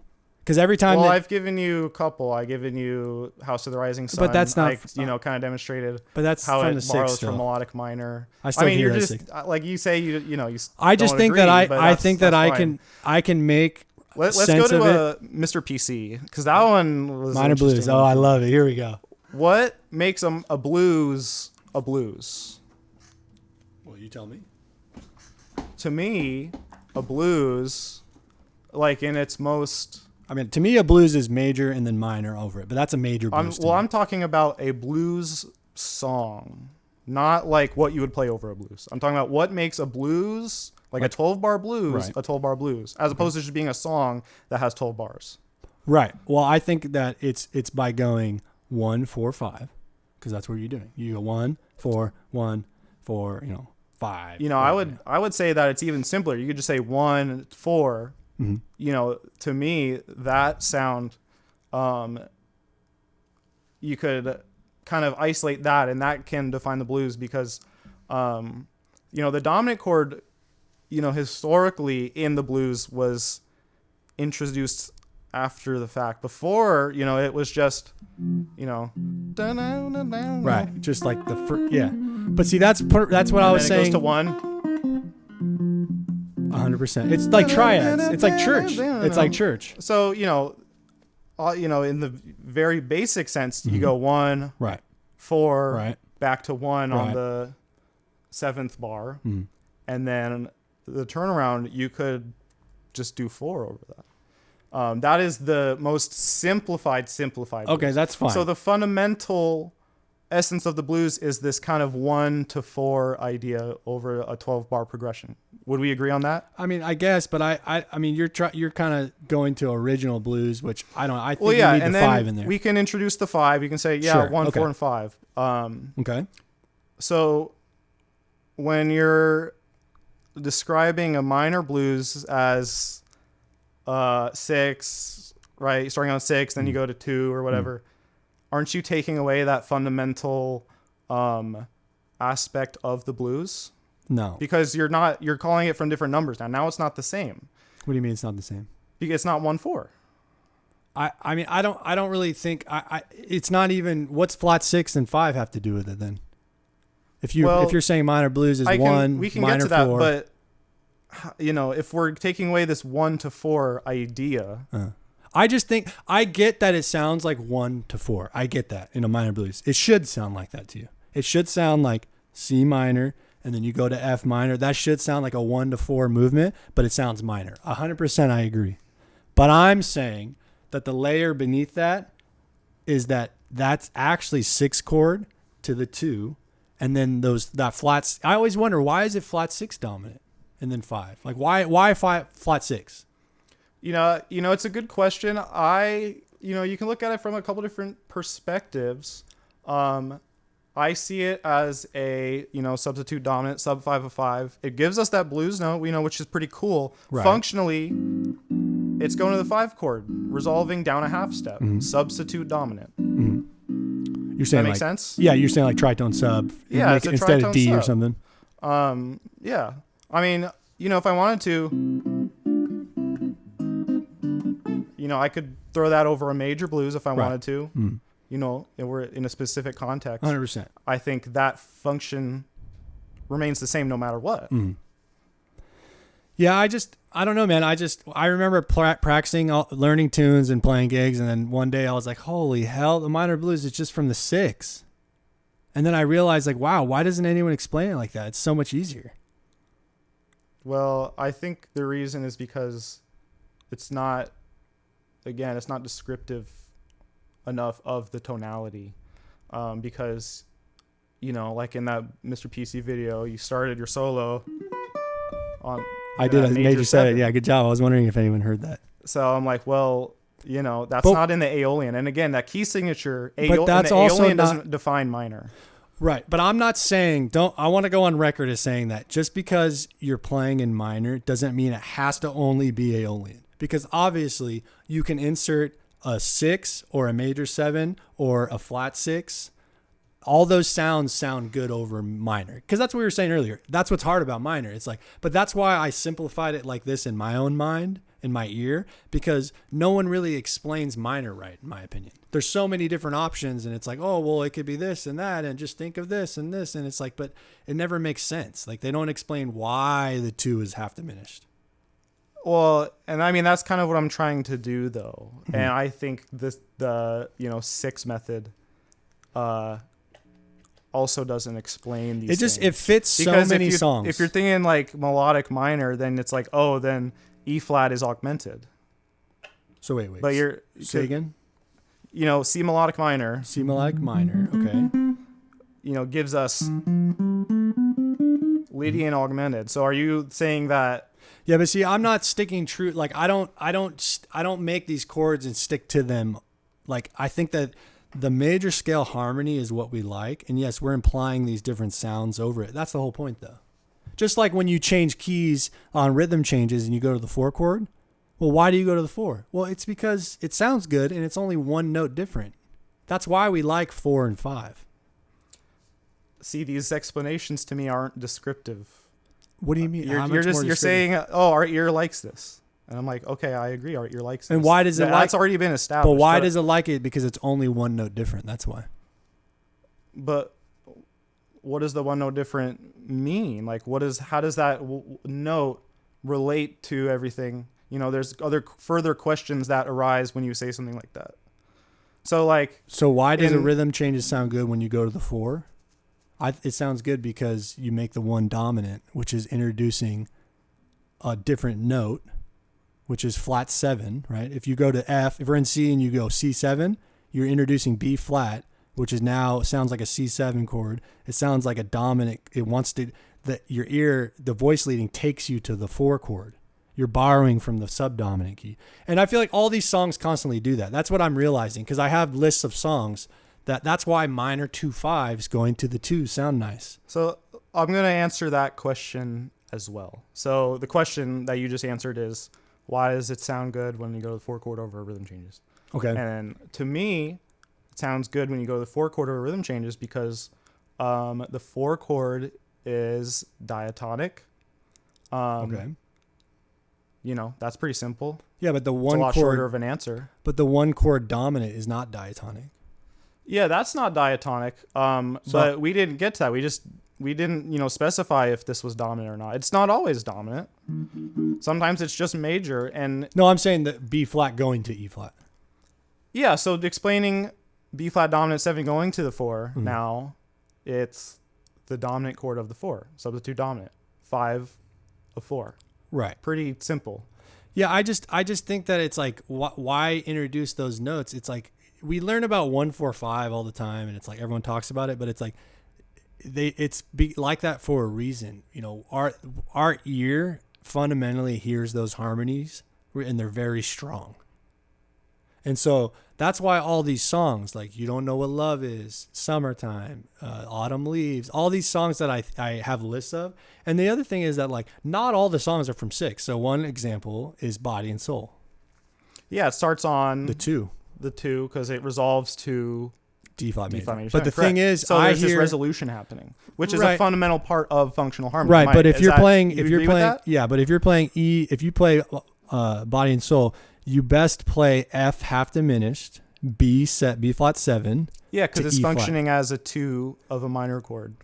Right, but that's borrowing from the subdominant key. That's why it sounds good to us. It's 7-3-6 in G flat. That's why it sounds good. See, I disagree with that because it's not functioning as a 7. Okay, I think briefly it is. A 7 You're chord. borrowing from it. You're borrowing from the 4 key. It's blues. A 7 chord. Let's talk about a 7 chord. Okay. In a major key 7 chord, what does a 7 chord go to? What do you mean? Well, I where think can it go there's to? 2 different kinds of 7s. You can either have half diminished 7 in a major key, a 7. So it's going to be half diminished, right? Right, but you could also have it as a 5 chord over 7 because it could sound major. But that's now we're talking about. But those are different sounds for 7 when the root note's that. That's what my ear you hears. could and this is the gospel thing talking about the bass note, but the bass note 7 does not signify what chord it is. To me, and again, that's I think the inherent problem with applying that thinking to all genres. But anyways, back to it. The 7 note, each one of these chord degrees can be different things. Just like we said, the 3 can be different. That's what I'm saying. The 7 can be different. Right. That's my whole point. But what do you mean? I agree with that. A 7 can act as half diminished or a diminished triad, but it can also act as a 5 chord over 7. That's a very specific sound. So, let's talk about the diatonic 7. Okay. Like 7th chord, so half diminished? B half diminished. Okay. So that can go where? Like, where can that chord functionally, if we're talking about, functional harmony, what is the tendency for that chord to move to next chord? I mean, it depends. It could go, usually it would be B, half diminished, to E7. E7. You could say it can go up to C. It could go up to C. That was my second one, yeah. Would you say... It could go down to A minor. Yeah, I agree with that. In the context of A minor, it's functioning as a 2, a subdominant. In the key of C, it's functioning as a dominant. Because if you're going to E7, then it's functioning as a 2. Okay, I see what you're saying, yeah. So if it's going to E7, it's functioning as a 2. if it's going to C, it's functioning as a 5. So do you see how one chord can have multiple functions? Yes, I agree. So that's my big distinction with tonalities. It's functioning as a 2 or a subdominant in A minor. I just hear that as 7. Like, I get what you're saying. Yes, it's a 2. Yeah, and to me, that's I like, have no oh, that's problem half with diminished. that, but what I'm saying is that's not descriptive enough. That If it's we're going half to talk diminished? about, using a system. See, that's what I think minor 2/5s is not descriptive enough because you're assuming all the minor 2/5s are the same and they're not. That's my point, is that you should know if it's 6, 2, or 3. Well, what's in regards to the 2/5s, what is different about a 2/5 over the 2 versus 2/5 to the 6? What is different? 2/5 to the 2 versus 2/5 to the 6. Well, they sound different. What is the difference specifically with the 2/5s? Specifically with the 2/5s? Yeah, what's the difference between a 2/5 to 6 or a 2/5 to 2? What is the difference? You're not talking about the one chord or the resolving chord, but with just those 2/5s. You're borrowing from different notes, like different keys. But the structure is generally the same, right? Yeah. It sounds like a 2/5-1 still. Exactly. Right. So there's no... I just don't think that's specific enough because a 2/5-1 to us is 2/5-1. But when you say 2/5-1 and it's minor, and then let alone, but which minor? Well, like, are you treating a 2/5 to the 6 or a 2/5 to 2 differently? Yeah. What are you doing differently? I mean, you have to know what frame of reference you're playing from, because if I do 2/5 to the 6, I need to know what that sound is, and I need to know, let's say we're in C major, 2/5 to A, right?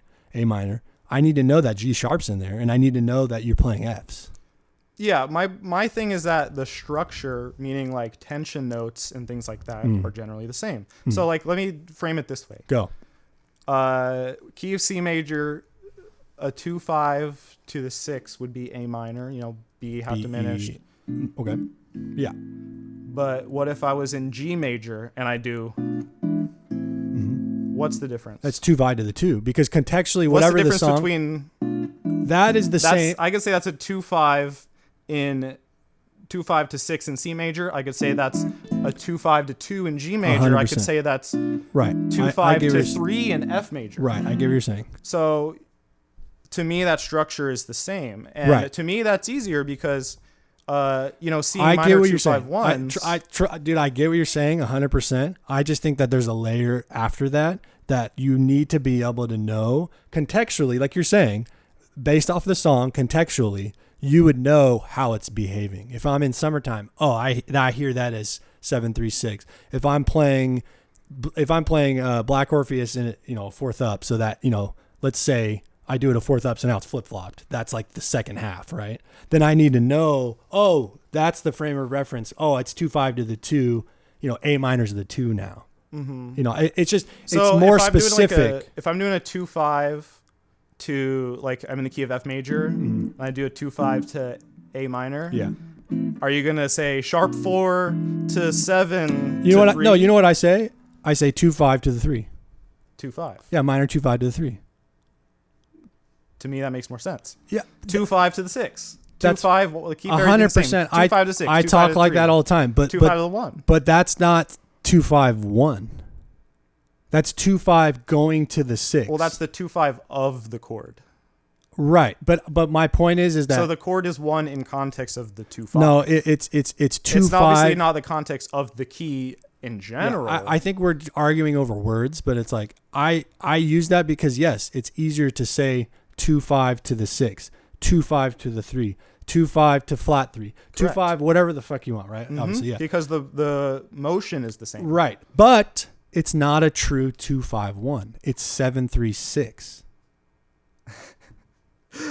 To me, like, you're saying that there's a difference. There is a difference. So, but if you're going to call that a 7/3-6, then why aren't you calling this a sharp 4-7-3? For what? What do you mean? In the key of F, 2/5 to A minor, why aren't you calling that sharp 4-7 because to 3? Because it's like, because it's more complicated to say sharp 4-7. Yeah, the words. It's more confusing. But the words, what I'm saying is the sound of it sounds like 2/5 to the 2, 2/5 to the 3, 2/5 to the 6. Those movements I hear as 7/3 wherever. right? And that's the whole thing is like when we're playing songs like I Thought About You, it's like, okay, well, why does it sound so good to do that B if we're in F, right? You know, the second half you can do B half E7, or you do B half B flat. It's like sub of E7 to A minor, right? Mm-hmm. So you can do these cool walk downs, tritone half diminished, but it's like that's 2/5 to the 3. Wait, what? Sorry, what key are we in? I Thought About You. We're in F major. F major, right? Okay. And then whatever. But the second half does the same phrase, but most of the times the bass player will play B half, B flat 7, which is a sub for the E7, right? To A minor. Right. So I guess to me, it's just like to be able to hear these movements. And another one, it would be like Yesterdays when you're in D minor, but you do 2/5 to where? You go to the 2/5 to the 6 on that because it starts in F major and ends, in F major, right? Yesterdays? Oh, Yesterdays. I think I said Yesterday. Oh, my bad. Yeah. Okay, Yesterday. Sorry. There's also in the similar, my bad. similar My bad. region. Yeah, my bad. So you're saying Yesterdays. Because it does the B half E7 kind of thing, right? Or like, it's just that, I guess my point is this, is that we're constantly using these 2-5-1 cells, the minor 2-5s, but I started to realize that, these are really 7-3-6 from other kind of keys, but they sound nice, so that's why, like, when we're playing, if we're in C, and I do 2-5 to the 6, you always have that cool movement. Like those movements sound nice to us, and I realized because, it's just my ear hears it as 7-3-6 for a minute. And like I started noticing in all these different songs, and it's like constantly that. And then even by doing that, when you do these common walk downs, I call it 6 of 6 walk downs, whatever you want to call it. But like, what's another example would be, what's the name of the song? Days of Wine and Roses. Days of Wine and Roses. You know how it goes like, now I'm forgetting it. Shit.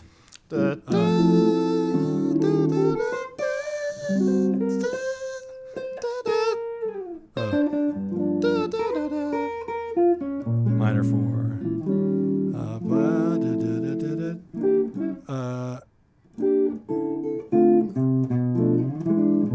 Yeah, so it does these, like you're constantly doing all these 2-5s to the 6, but and then you do, this is one of the more common ones. You'll do for an F major, 2-5 to the 6, right? And it's like, I realized that movement is 7-3-6 of C. C is just the 5 chord of F. So I realized that all these movements that are in all these standards, they play the same movements all the time because it sounds good. And why does it sound good? Because you're just borrowing from the key that's right next to it, from the dominant key or the subdominant key. Mm-hmm. It's not like it's giant steps, like, we're moving thirds, whatever. And that's cool too. You move big leaps and it sounds different. But the first, functional harmony, like of standards, teaches you all these things. And I guess just to me, again, this is just how I hear it. I started realizing, they don't explain minor 2-5s right. They're all 7-3-6s. Like I get that it sounds like, 2-5-1, again, 2-5 to the 6, that's easier to say. And it does sound like 2-5, but it's minor, 100%. But I'm just saying that I think there's a layer beneath that the reason is because you're just playing these diatonic harmonies from borrowing neighbor keys. And what are the keys? The most common key centers, 1, 4, and 5. Mm-hmm. 2-5 to the 6 is borrowing from the 1 key because you're just going to the relative minor. Yeah, like I see the connection. There's certain diatonic patterns that relate to keys in different ways. I think it's just, one, it's confusing and it's not as deep enough, because you're not deepening your knowledge of this one key itself. You're jumping to other keys. And I don't have a problem necessarily with jumping to other keys, so to speak. You know, you could say that is one way of navigating through harmony. However, to me, if you're just going to think about other keys, well, you're thinking you're both. not deepening your knowledge of the key that you're in. I think you should always be just, well, I'm not going to speak in absolutes, but right. I think generally it's more practical to think in just the key that you're in. I don't think that's too crazy. But I think that just mainly because think about this. Go. Summertime. The melody. What tonality does that phrase speak to you? What tonality are you hearing?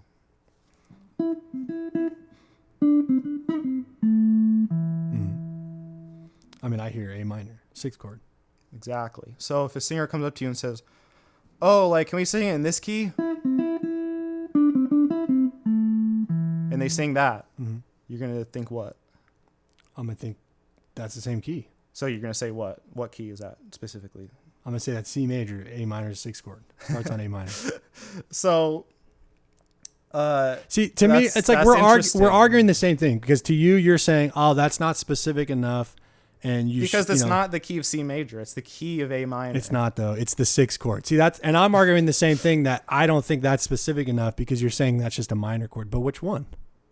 A minor. But what is that? 2? Is that 1, 2, it's 3, 4, 1. 5, 6? That's the whole point. Yeah, it starts on 1, 2, 5, 1, 4. No such thing as minor 1. 5, 4, 1, 5, 4. You said that's an essential movement, right? That's an essential concept. Well, minor, we've got 1, 4, 5, 1. It sounds like that, That's but like the essential idea. It sounds like that, summertime. but it's not. It's 6. You're playing. I would be fine if you said, like, you could look at it as this or this, but you're specifically saying it's not. It's both.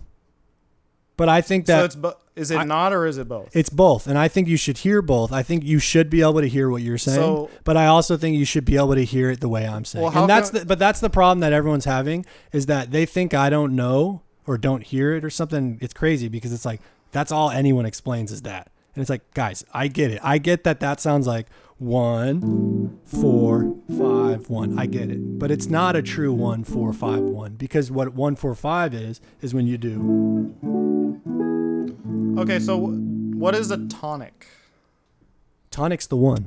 Tonic's the 1. Yes. How do we find a tonic? By finding out what major scale all the harmony is in. Because unless you're playing... That's incorrect. A tonic is the note that the melody revolves around. No, I disagree. I think that the tonic is the 1. I agree that the tonic is the 1. The tonic is also the note that all of the other notes, all the other 11 notes revolve around. Yeah, I think it's... To me, that's pretty descriptive. Right. Okay. It's You're weird. saying It's weird just that you part say of a scale. So you're kind of conflating. You're conflating modes with tonality. Modality is different than tonality. No, I don't know. I don't know really what you mean by that. I think that what I'm saying is actually modes. And that's what I'm saying. You're conflating modality with tonality. So tonality. What is tonality? Tonality is, when we have chords that are diatonic, if we're in C major, we have this idea of tension and release, which has to do with the dissonance and consonance. So if we kind of zoom out and talk about intervals, again, tritone, the most, tension, one could say. Obviously, there's other dissonant intervals like major 7. Right. But, tritone is very dissonant. It wants to resolve. So that, to me, is a defining characteristic of tonality. See, but that sounds more confusing, because when you start to treat everything as 5 1s or all these individual keys as tension and release, but when they're all in the overall key center, because at the end of the day, when you go to resolve that song, you're going to end up in that tonal center of whatever the root is, whatever the 1 is. And to confuse, to me that seems more consistent. No, but that's why Autumn Leaves is in 1 key. It's not It's not, summertime's in C. It's not in A minor, and then you go to flat 3 major. It never resolves to 1. It doesn't matter. It doesn't resolve to your 1. It doesn't mean you have to. Just because you don't. That's the defining characteristic of tonality. No. Because if it's not, no, then there's it's plenty either of songs. modal or atonal. No, I disagree. There's plenty of songs that okay, don't. So what is the difference between modality and tonality to you then? I don't know. I don't really even know what that means. That's too much. So my point is this: is that that's too much. That's an essential question. No, tonality versus modality. It's just words, bro. The thing is that it's just. This is the thing: is that but we're talking about no, but listen, when you supposed to be descriptive, right? Yeah, but it's not. That's just so we have to use words. But that's being descriptive and overkill for confuse. You can get too descriptive, and it gets too confusing. It depends on the context. Like, it's a very simple question. Tonality but real quick, versus modality. But real quick, what I think is that just because a song doesn't go to the 1 doesn't mean it's not in that key. Mm-hmm. Right? There's plenty of songs that don't even go to the 1 chord, but they're in that key. Okay, what's an example? I mean, I was just talking with Omar the other day. You don't do what you won't do for love. What the hell is it called? Is that what it's called? Da, da, da, da, da, da. 2 5 to the 4. Never goes to 1. But what key are we in? Why not think about it as F minor? Okay, then it does. Okay, and then it follows all of the rules of functional harmony. But then where does it go? What do you mean? So you did. Does a 2 5 to the flat 6, which is diatonic to F minor? But that's the same thing as saying. That's the same thing as saying we're in A flat. What? We're in A flat. You go. Dominant 4, dominant 3 6, 2 5 to the 4.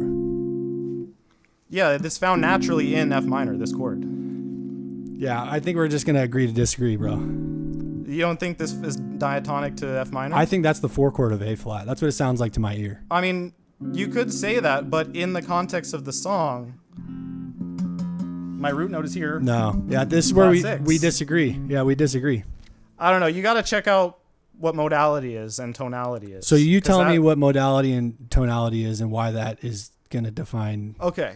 So tonality is defined by, again, like I said, the idea of tension to resolution, 5 to 1. That is kind of the essential characteristic that defines tonality. I disagree, though, unless it's specifically 5-1 and not 5-1 to a minor, 5-1 to the other minor, 5-1 to the next minor. Well, you see that idea of, going 5-1, it carries that tension and resolution as well, in different places. But that idea, the main difference between those is that there has to be a kind of diatonic tension and resolution in the key. Modality does not have that dominant, that 5 to 1 resolution. Okay. Modality is based off of the root note of the scale. So what? You're thinking Dorian, right? Right. Yeah. The 5 of Dorian is not dominant, right?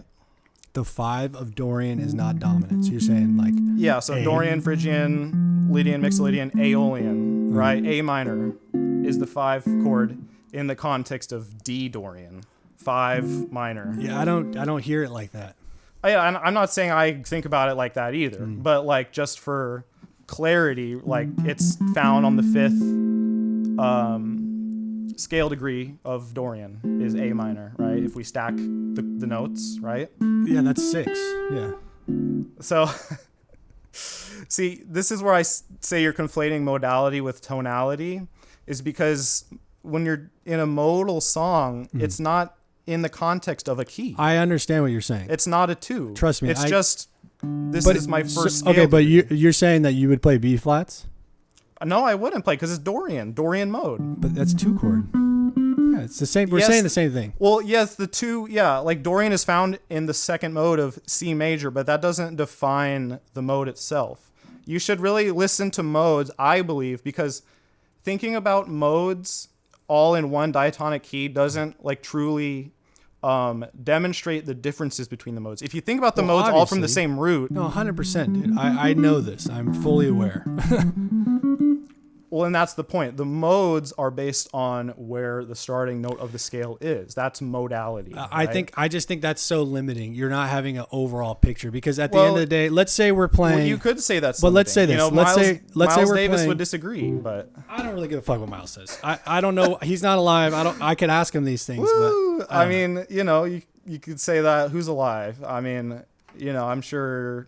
Brad Mehldau likes modes, I do probably too. Sees it from the one that's of the scale. I do both, bro. See, this is the thing is that people think I don't get this, and this is my point: is that I fully am aware. I 100% get it. I hear it. I get what you're saying. My point is that you guys don't see what I'm saying. That's the point.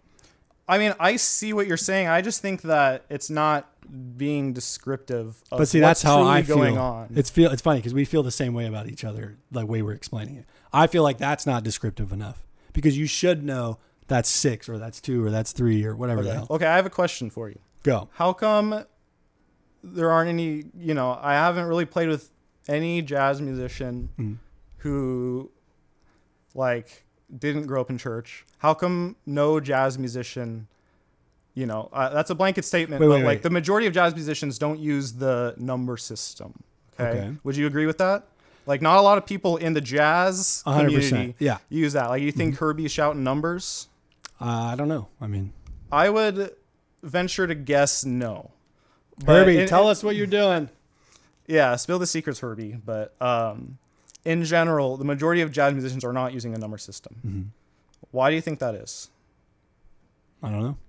See, I think it's because they were taught like that. Okay. That's what about I think that the Charlie Parker? Did you think he used the number system? I don't know. I think he did both. I think he did hear it like this. I mean, it's like Wes too. It's like I think they did both. Is my point. I think yes, they obviously hear that sounds like a 2/5, whatever. You hear him talk even in some videos. Okay, what about this? You think Barry Harris thinks? I don't know what Barry Harris does. But I think a lot of the stuff he says, I love some of his videos. It's great, but at the same time, he also loses me when he's just like, oh, anything past bebop is not the shit. It's fake. It's like, bro, you're out of your mind. Yeah, obviously, you're not gonna agree 100% with everything someone says. But I think a lot of what I'm saying is kind of what Barry Harris is saying. Well, you're treating a key as a mode. That's the whole thing. No. Yeah, you are. Because you're saying, it's the Aeolian that defines a minor. I just think that to hear it as separate things when they're not is crazy to me. Hear what as separate things? As summertime as 2 separate keys is crazy. Well, that's what you're saying. No, I'm saying it's all in C. I'm saying it's all in A minor. Whatever. C 6 chord, whatever it is. Yeah. But you're saying that C major is flat 3 major. That's weird to me. What's weird about it? It's the 3rd scale degree, which is that's not how my ear hears that it. To me is descriptive of it in relation to A minor. What's the problem with flat 3? It's just that it sounds like 1 to me. And then when I do okay, let me play a demonstration. That sounds like 2 5 1 4. Let me play a demonstration here.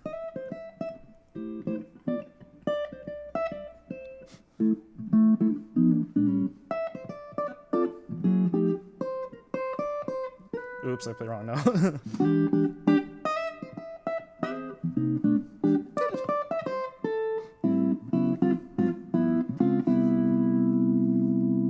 Does that sound resolved? Do you think that's the end of the song? Dude, this is the exact argument that everyone says. And my point is look, phrasing matters, harmonic phrasing, the overall tendency of where these chords are going matter. And to say that sounds like the home, I agree with you. It doesn't. But my point is that's why it sounds like the home is the 6. It's like, I get what you're saying. Harmonically and phrase-wise, no, that does not sound like the home. I agree. Exactly. That's my whole point. I agree with you. But so why would we think about something that starts and ends in one place? We wouldn't think about it from that. I'm saying that I think of it from the 6. And you're saying the same thing, which you say, I hear it from A minor. Yes, so do I. I call that the 6. You call it minor 1. Well, it's not the 6 of A minor. I'm thinking it's in the key of A minor, but you're not thinking about the key of A minor. But A minor means what though? A minor means the tonality of the song revolves around. But what A are minor. the notes in A minor? So, again, there's 3 minor scales. See, that's confusing. There's 2 more scales, man. But two more scales. I agree. I 100% agree. And you should be using all three of those things. But my point is that you should be hearing them and again, mostly key over signature the doesn't six. define key. So Then why do we have key signatures? Because that shows you the diatonic notes. There's what are called notes that are non-diatonic, but that doesn't mean you go to a different key when you play a non-diatonic note. I mean, I think we both get what we're saying. We just disagree, which is fine. Do you agree with what I just said? That the key signature, say again? The key signature does not define a key necessarily. I mean, because you have non-diatonic notes, but that doesn't mean when I go to E7 to A minor, it doesn't mean that E7 is in a different key. It's in the same key. Okay, which is A minor, you're saying? Yeah, or even if I was in the context of a song in C major. You know, all of me, why don't you take all of me? Yeah. You know, if that went to minor. Right. You know, this chord doesn't, just because I play an outside note that's non-diatonic, doesn't mean that I'm now in a different key. Right. Right? So I'm still in the key of C when I'm playing an E7. That's what I was saying earlier, means that it's diatonic still. Well, this is not G sharp. But the chord, though, it can be still. Because well, the bass note, yes, but not the third, Okay, which is an essential note of the chord. Right. I get what you're saying. I think we have to agree to disagree because I hear it like it's the 6 most of the time because that's for a fact what it is. I mean, no one's shown me a song that I can't apply my mentality of and it doesn't work. What you're doing is just like signifying the bass note and then the quality of said chord. That's all you're really, you could do that over anything. And no, but all these that's all that you're really doing songs, necessarily. all these songs do what I'm saying though. All the functional, the way they move always works out. Well, I would disagree because like the Roman numerals that you're creating, like 3 dominant 7, like Roman numerals, you know, in terms of music theory, how they're commonly used. I mean, you're using them kind of different than how, at least I learned how to do Roman numeral analysis at Berkeley. And at Berkeley, if you have a chord that is non-diatonic, for example, in the key of C, you have an E7. I'm not going to call this a 3 dominant 7 because 3 dominant 7 is not in the key of C major. Okay. So that's the big difference there. So what do you call that? You call that 5 of 6. But what if it doesn't go? What if it goes to F? As. If it's going to F, then like it's not functioning as a dominant chord. So how do you explain Sunnyside then? What? What about Sunnyside Street? How's that? How do you explain that? Which part? Like just the beginning. Like, I don't know. Just like the first part, you know, like. Right? So at Berkeley, you know, they use a little bit more illustrations, let's say, to signify certain movements. So at Berkeley, when you go like 5 to 1, they draw the 5. And then they draw an arrow going to that one chord. That signifies that it's going to the 1, okay? That's just how Berkeley, you know, I understand not all schools do this, but to me it's like the most descriptive because it's showing you this motion that's happening. Yeah, but for that so song, in though, this what do case, you call? Yeah, so in this case, you know, there's a couple ways you would look at it. One, when a dominant chord is not functioning as a dominant chord, meaning it's not resolving, you know, down a fifth or down a half step, they draw parentheses around it because it's not resolving anywhere, which it's its general function, right? Would we agree on that, dominant chord? Yeah, I guess just that's my when ear... it's non-functioning. A non-functioning dominant chord does not resolve down a fifth or down a half step, correct? I don't know what we're saying. I guess just my ear, when I hear that E7, sounds like dominant 3 to me. Okay. Like, take away all the reason words. The reason why you think that is because the bass note is on 3 and the chord itself is dominant. So correct? why is that bad?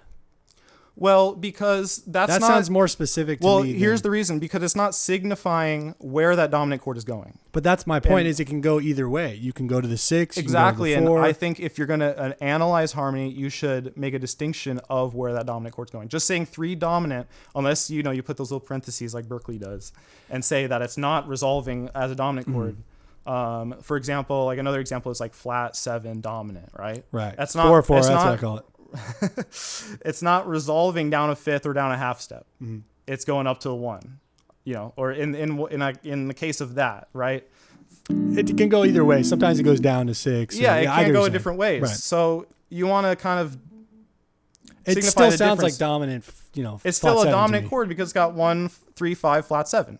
Yes. But you're not describing where that is going by just saying 3, 7, unless you like say, oh, it's a non-functioning dominant that blah, blah, blah has a parenthesis. I guess just to me, my ear, if we were to be playing and you played these songs, I would hear, 3 or 1, 2, 3 dominant. Oh, it went up to 4. Oh, yeah, shit. because you're only describing the bass note and the quality of the chord. That's all you're describing. You're not describing where that chord is going to next. But if it goes to the 4 and you say 4, what do you mean? How is that not describing it?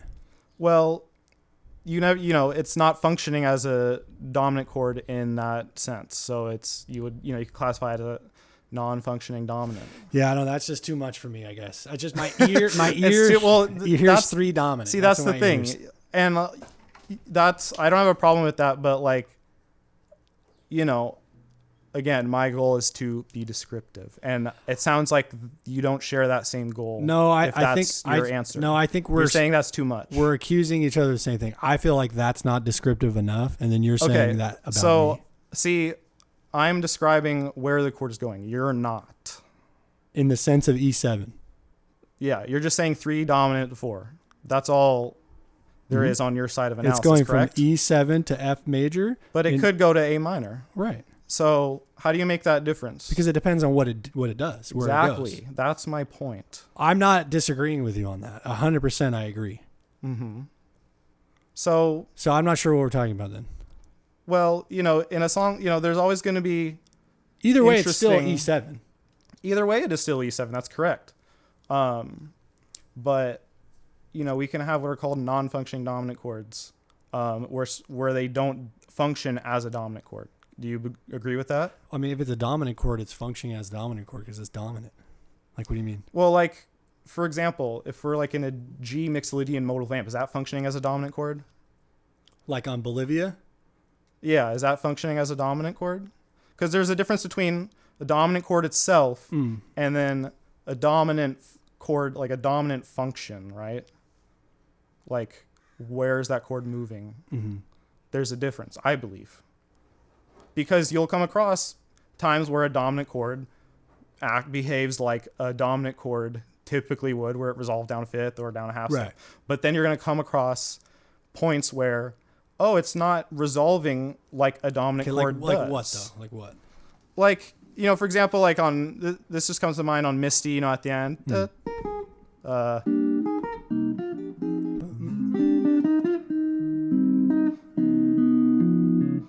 Right. Down a whole step. That's a non-functioning dominant chord. Flat 7 dominant. Flat 7 7. That's what you would call it, right? I would call it flat 7 dominant. Yeah, yes. Flat 7 dominant. Yeah. So you could say, why do we kind of use that? Well, I'll tell you why. Why? Because you're playing parallel minor notes. It's flat 7. Yeah, so Berkeley has this term called modal interchange. Right, it's similar to what I'm saying. So it's like borrowing from that parallel mode, right? Parallel borrowing minor. from the mode of E Aeolian, for example. That's exactly what I've been saying, bro. That's the same thing as doing this. You're going. Bro, you E just flat. said what I've been saying. Yeah, but this is still the root.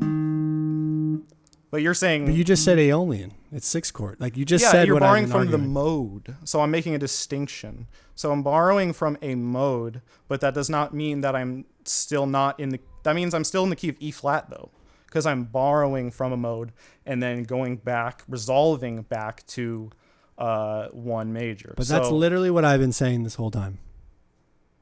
Well, I call that parallel playing. It's blues. That's why I just, Misty is blues. Is that what you're telling me? I'm saying that movement that you just did, the E flat to D, is that what you played? D flat, back up. And you said that, I'm borrowing from E flat Aeolian.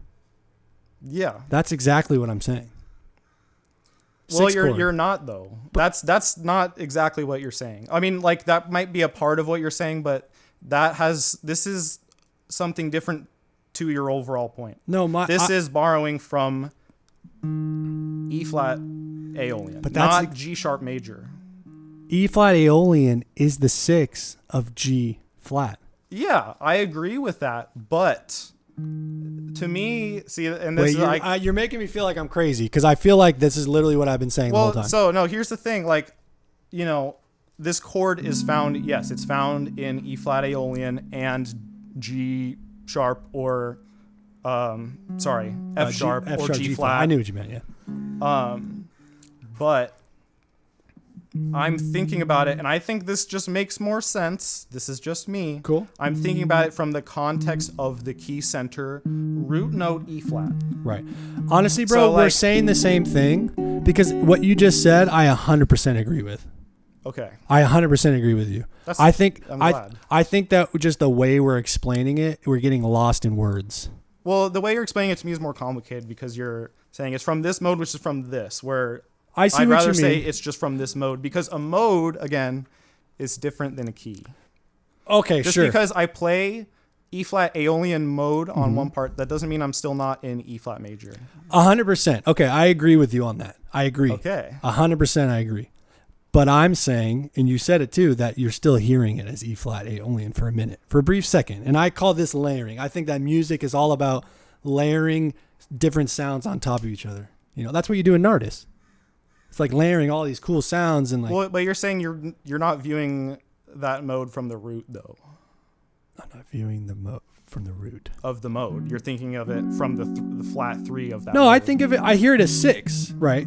It's literally what you're saying. It's exactly what you're saying. Well, when you say 6, then that means you're referring to it in the key of G flat. So you're really thinking about G flat. You're not thinking about the mode itself. No, I hear it. E flat is E flat. I hear it as major at first, like you just played, and then when you played that cool little sub, and then you can go. You're kind of borrowing, or you're hearing it from E flat Aeolian. I agree, but I'm just saying 6 chord. That's 6 chord.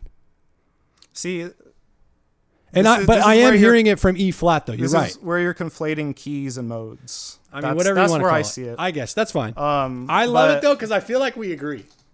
We're having. Yeah, I don't think so, but that right there. I think. Do we have to go? What time is it? We're ranting. I think I gotta get hitting the road. I got a lesson later, but okay. I think that's a good place to like leave off. That's fine. This is good, dude. I love it. Yeah, I think no, it's me fun too. to You know, chat. I love harmony. Like this, this whole like debate has kind of gotten me, you know, more into the fundamental things of harmony. You know, difference between major and minor. So it's deepened my understanding of the minor key itself.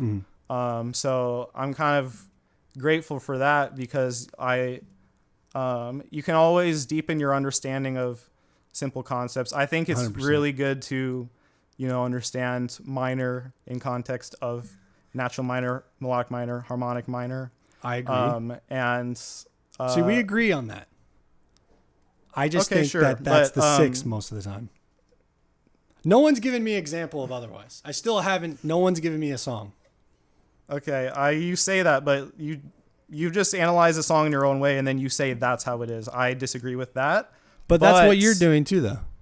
Well, to me, there's more of a backing to my argument than there is yours. I think that if you took away all these words and only played music and notes and you tried to copy each other and back and forth, your mind would force you and your ear would force you to hear it the way I'm saying. Well, I think the reason that is because when we're like listening to harmony, like the clearest thing we hear is the bass note and or the melody. And so, yeah, you're thinking about these bass notes. And that's fine. You know, that's why your players gravitate towards that. And that's why the number system is a thing, because the bass notes are the easiest to hear. They're in the low end. Sonically, you know, if it's their bass player, that's being enforced differently than the other notes.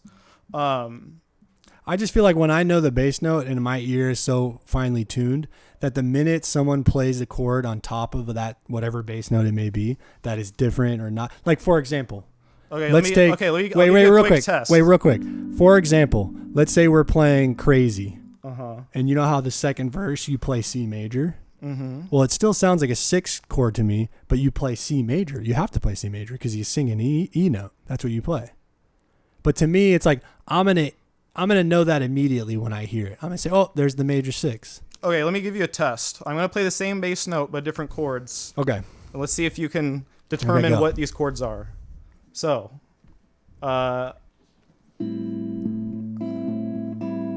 what's that chord? Well, I mean, it sounds like minor to me, but play it in context. So you got to play like, you know. Well, no, I'm going to do it just one chord. Okay. So, what is, you said A minor. Okay, that's good. What about this? Sounds like a sus chord. It's a sus chord. Okay. What about this? That sounds like sharp 5. It's flat 5. Or flat 5. And flat 9. Yeah, okay. Also known as like altered 5, whatever. E flat triad over A. Okay. Yeah. What about this? That sounds like a triad up a whole step or down, or wait. Like, is that like D over E kind of thing? So the bass note has been the same the whole time. I know. I'm just saying though, like, and I don't know what the bass note was. is. What, A? So A. So would that be B over A?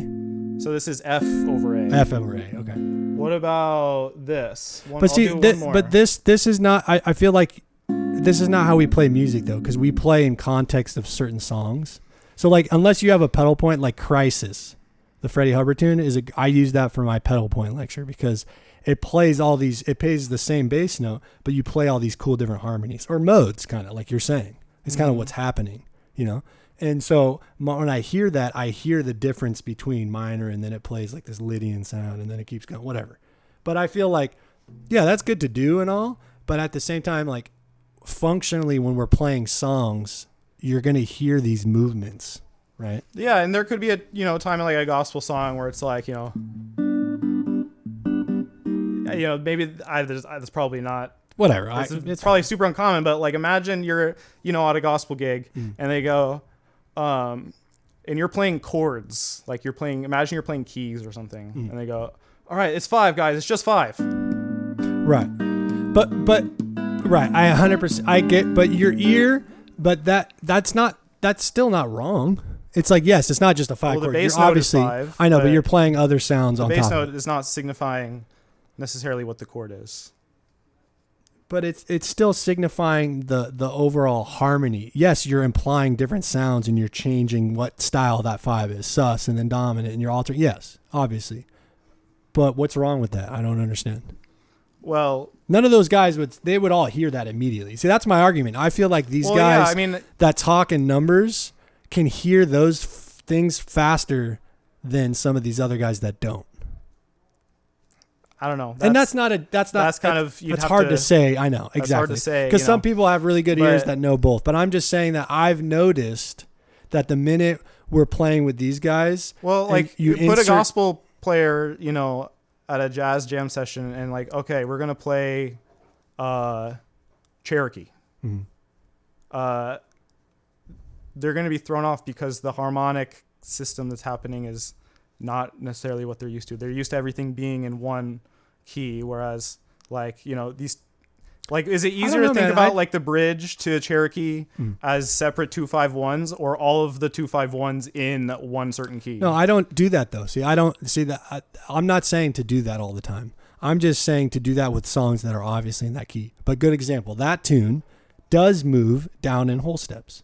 2-5s down in whole steps. Yeah, because like in jazz, a lot of songs have. But where do you start though? You start up a half step. You're in B flat, and then you go the bridge. You go to the 4 or whatever, but the bridge goes where? C sharp minor. 2-5 to B. You go up a half step. Those guys would hear that. See, that's the thing is I would argue that these guys, let's just call them all church players. I would argue that these church players would be able to hear that faster than some of the jazz players. I mean, if you say so. I just think that I think that's a good, we can leave it off Anyways, there. I got to head to Eric, my lesson. You're the shit. I love you, bro. You shred on guitar. I love you, man. Thanks for having me. Glad we did this. You're not the jazz police. Wee woo. You're hilarious. All right. We're gonna do more of this. I love this conversation. I think we mostly we gotta do a round 2 someday. We will. Now I'm gonna get other people too. Like I'm gonna try and go back and forth. Yeah. Like I think it's fun. I think at the end of the day, whatever helps. I'm open to all this stuff. I love it. That's why we're chatting here. But yeah, my closing point is that like, do you need to know most of these things? not necessarily. If you're looking to be as descriptive as possible when it comes to harmony and being able to identify things, I believe that in the context of something that revolves around minor, it makes sense to think of that minor as the one. But which one is it? The 6, 2, or 3? It's none. That's my whole point. Okay. Because agree to disagree. Again, harmonic minor, melodic minor. 100%. You should be using all those. I agree, but my point is that that's usually from the 6. All right. Just prove it. We'll see you on the next one. Oh shit! What'd I just do? Oh God.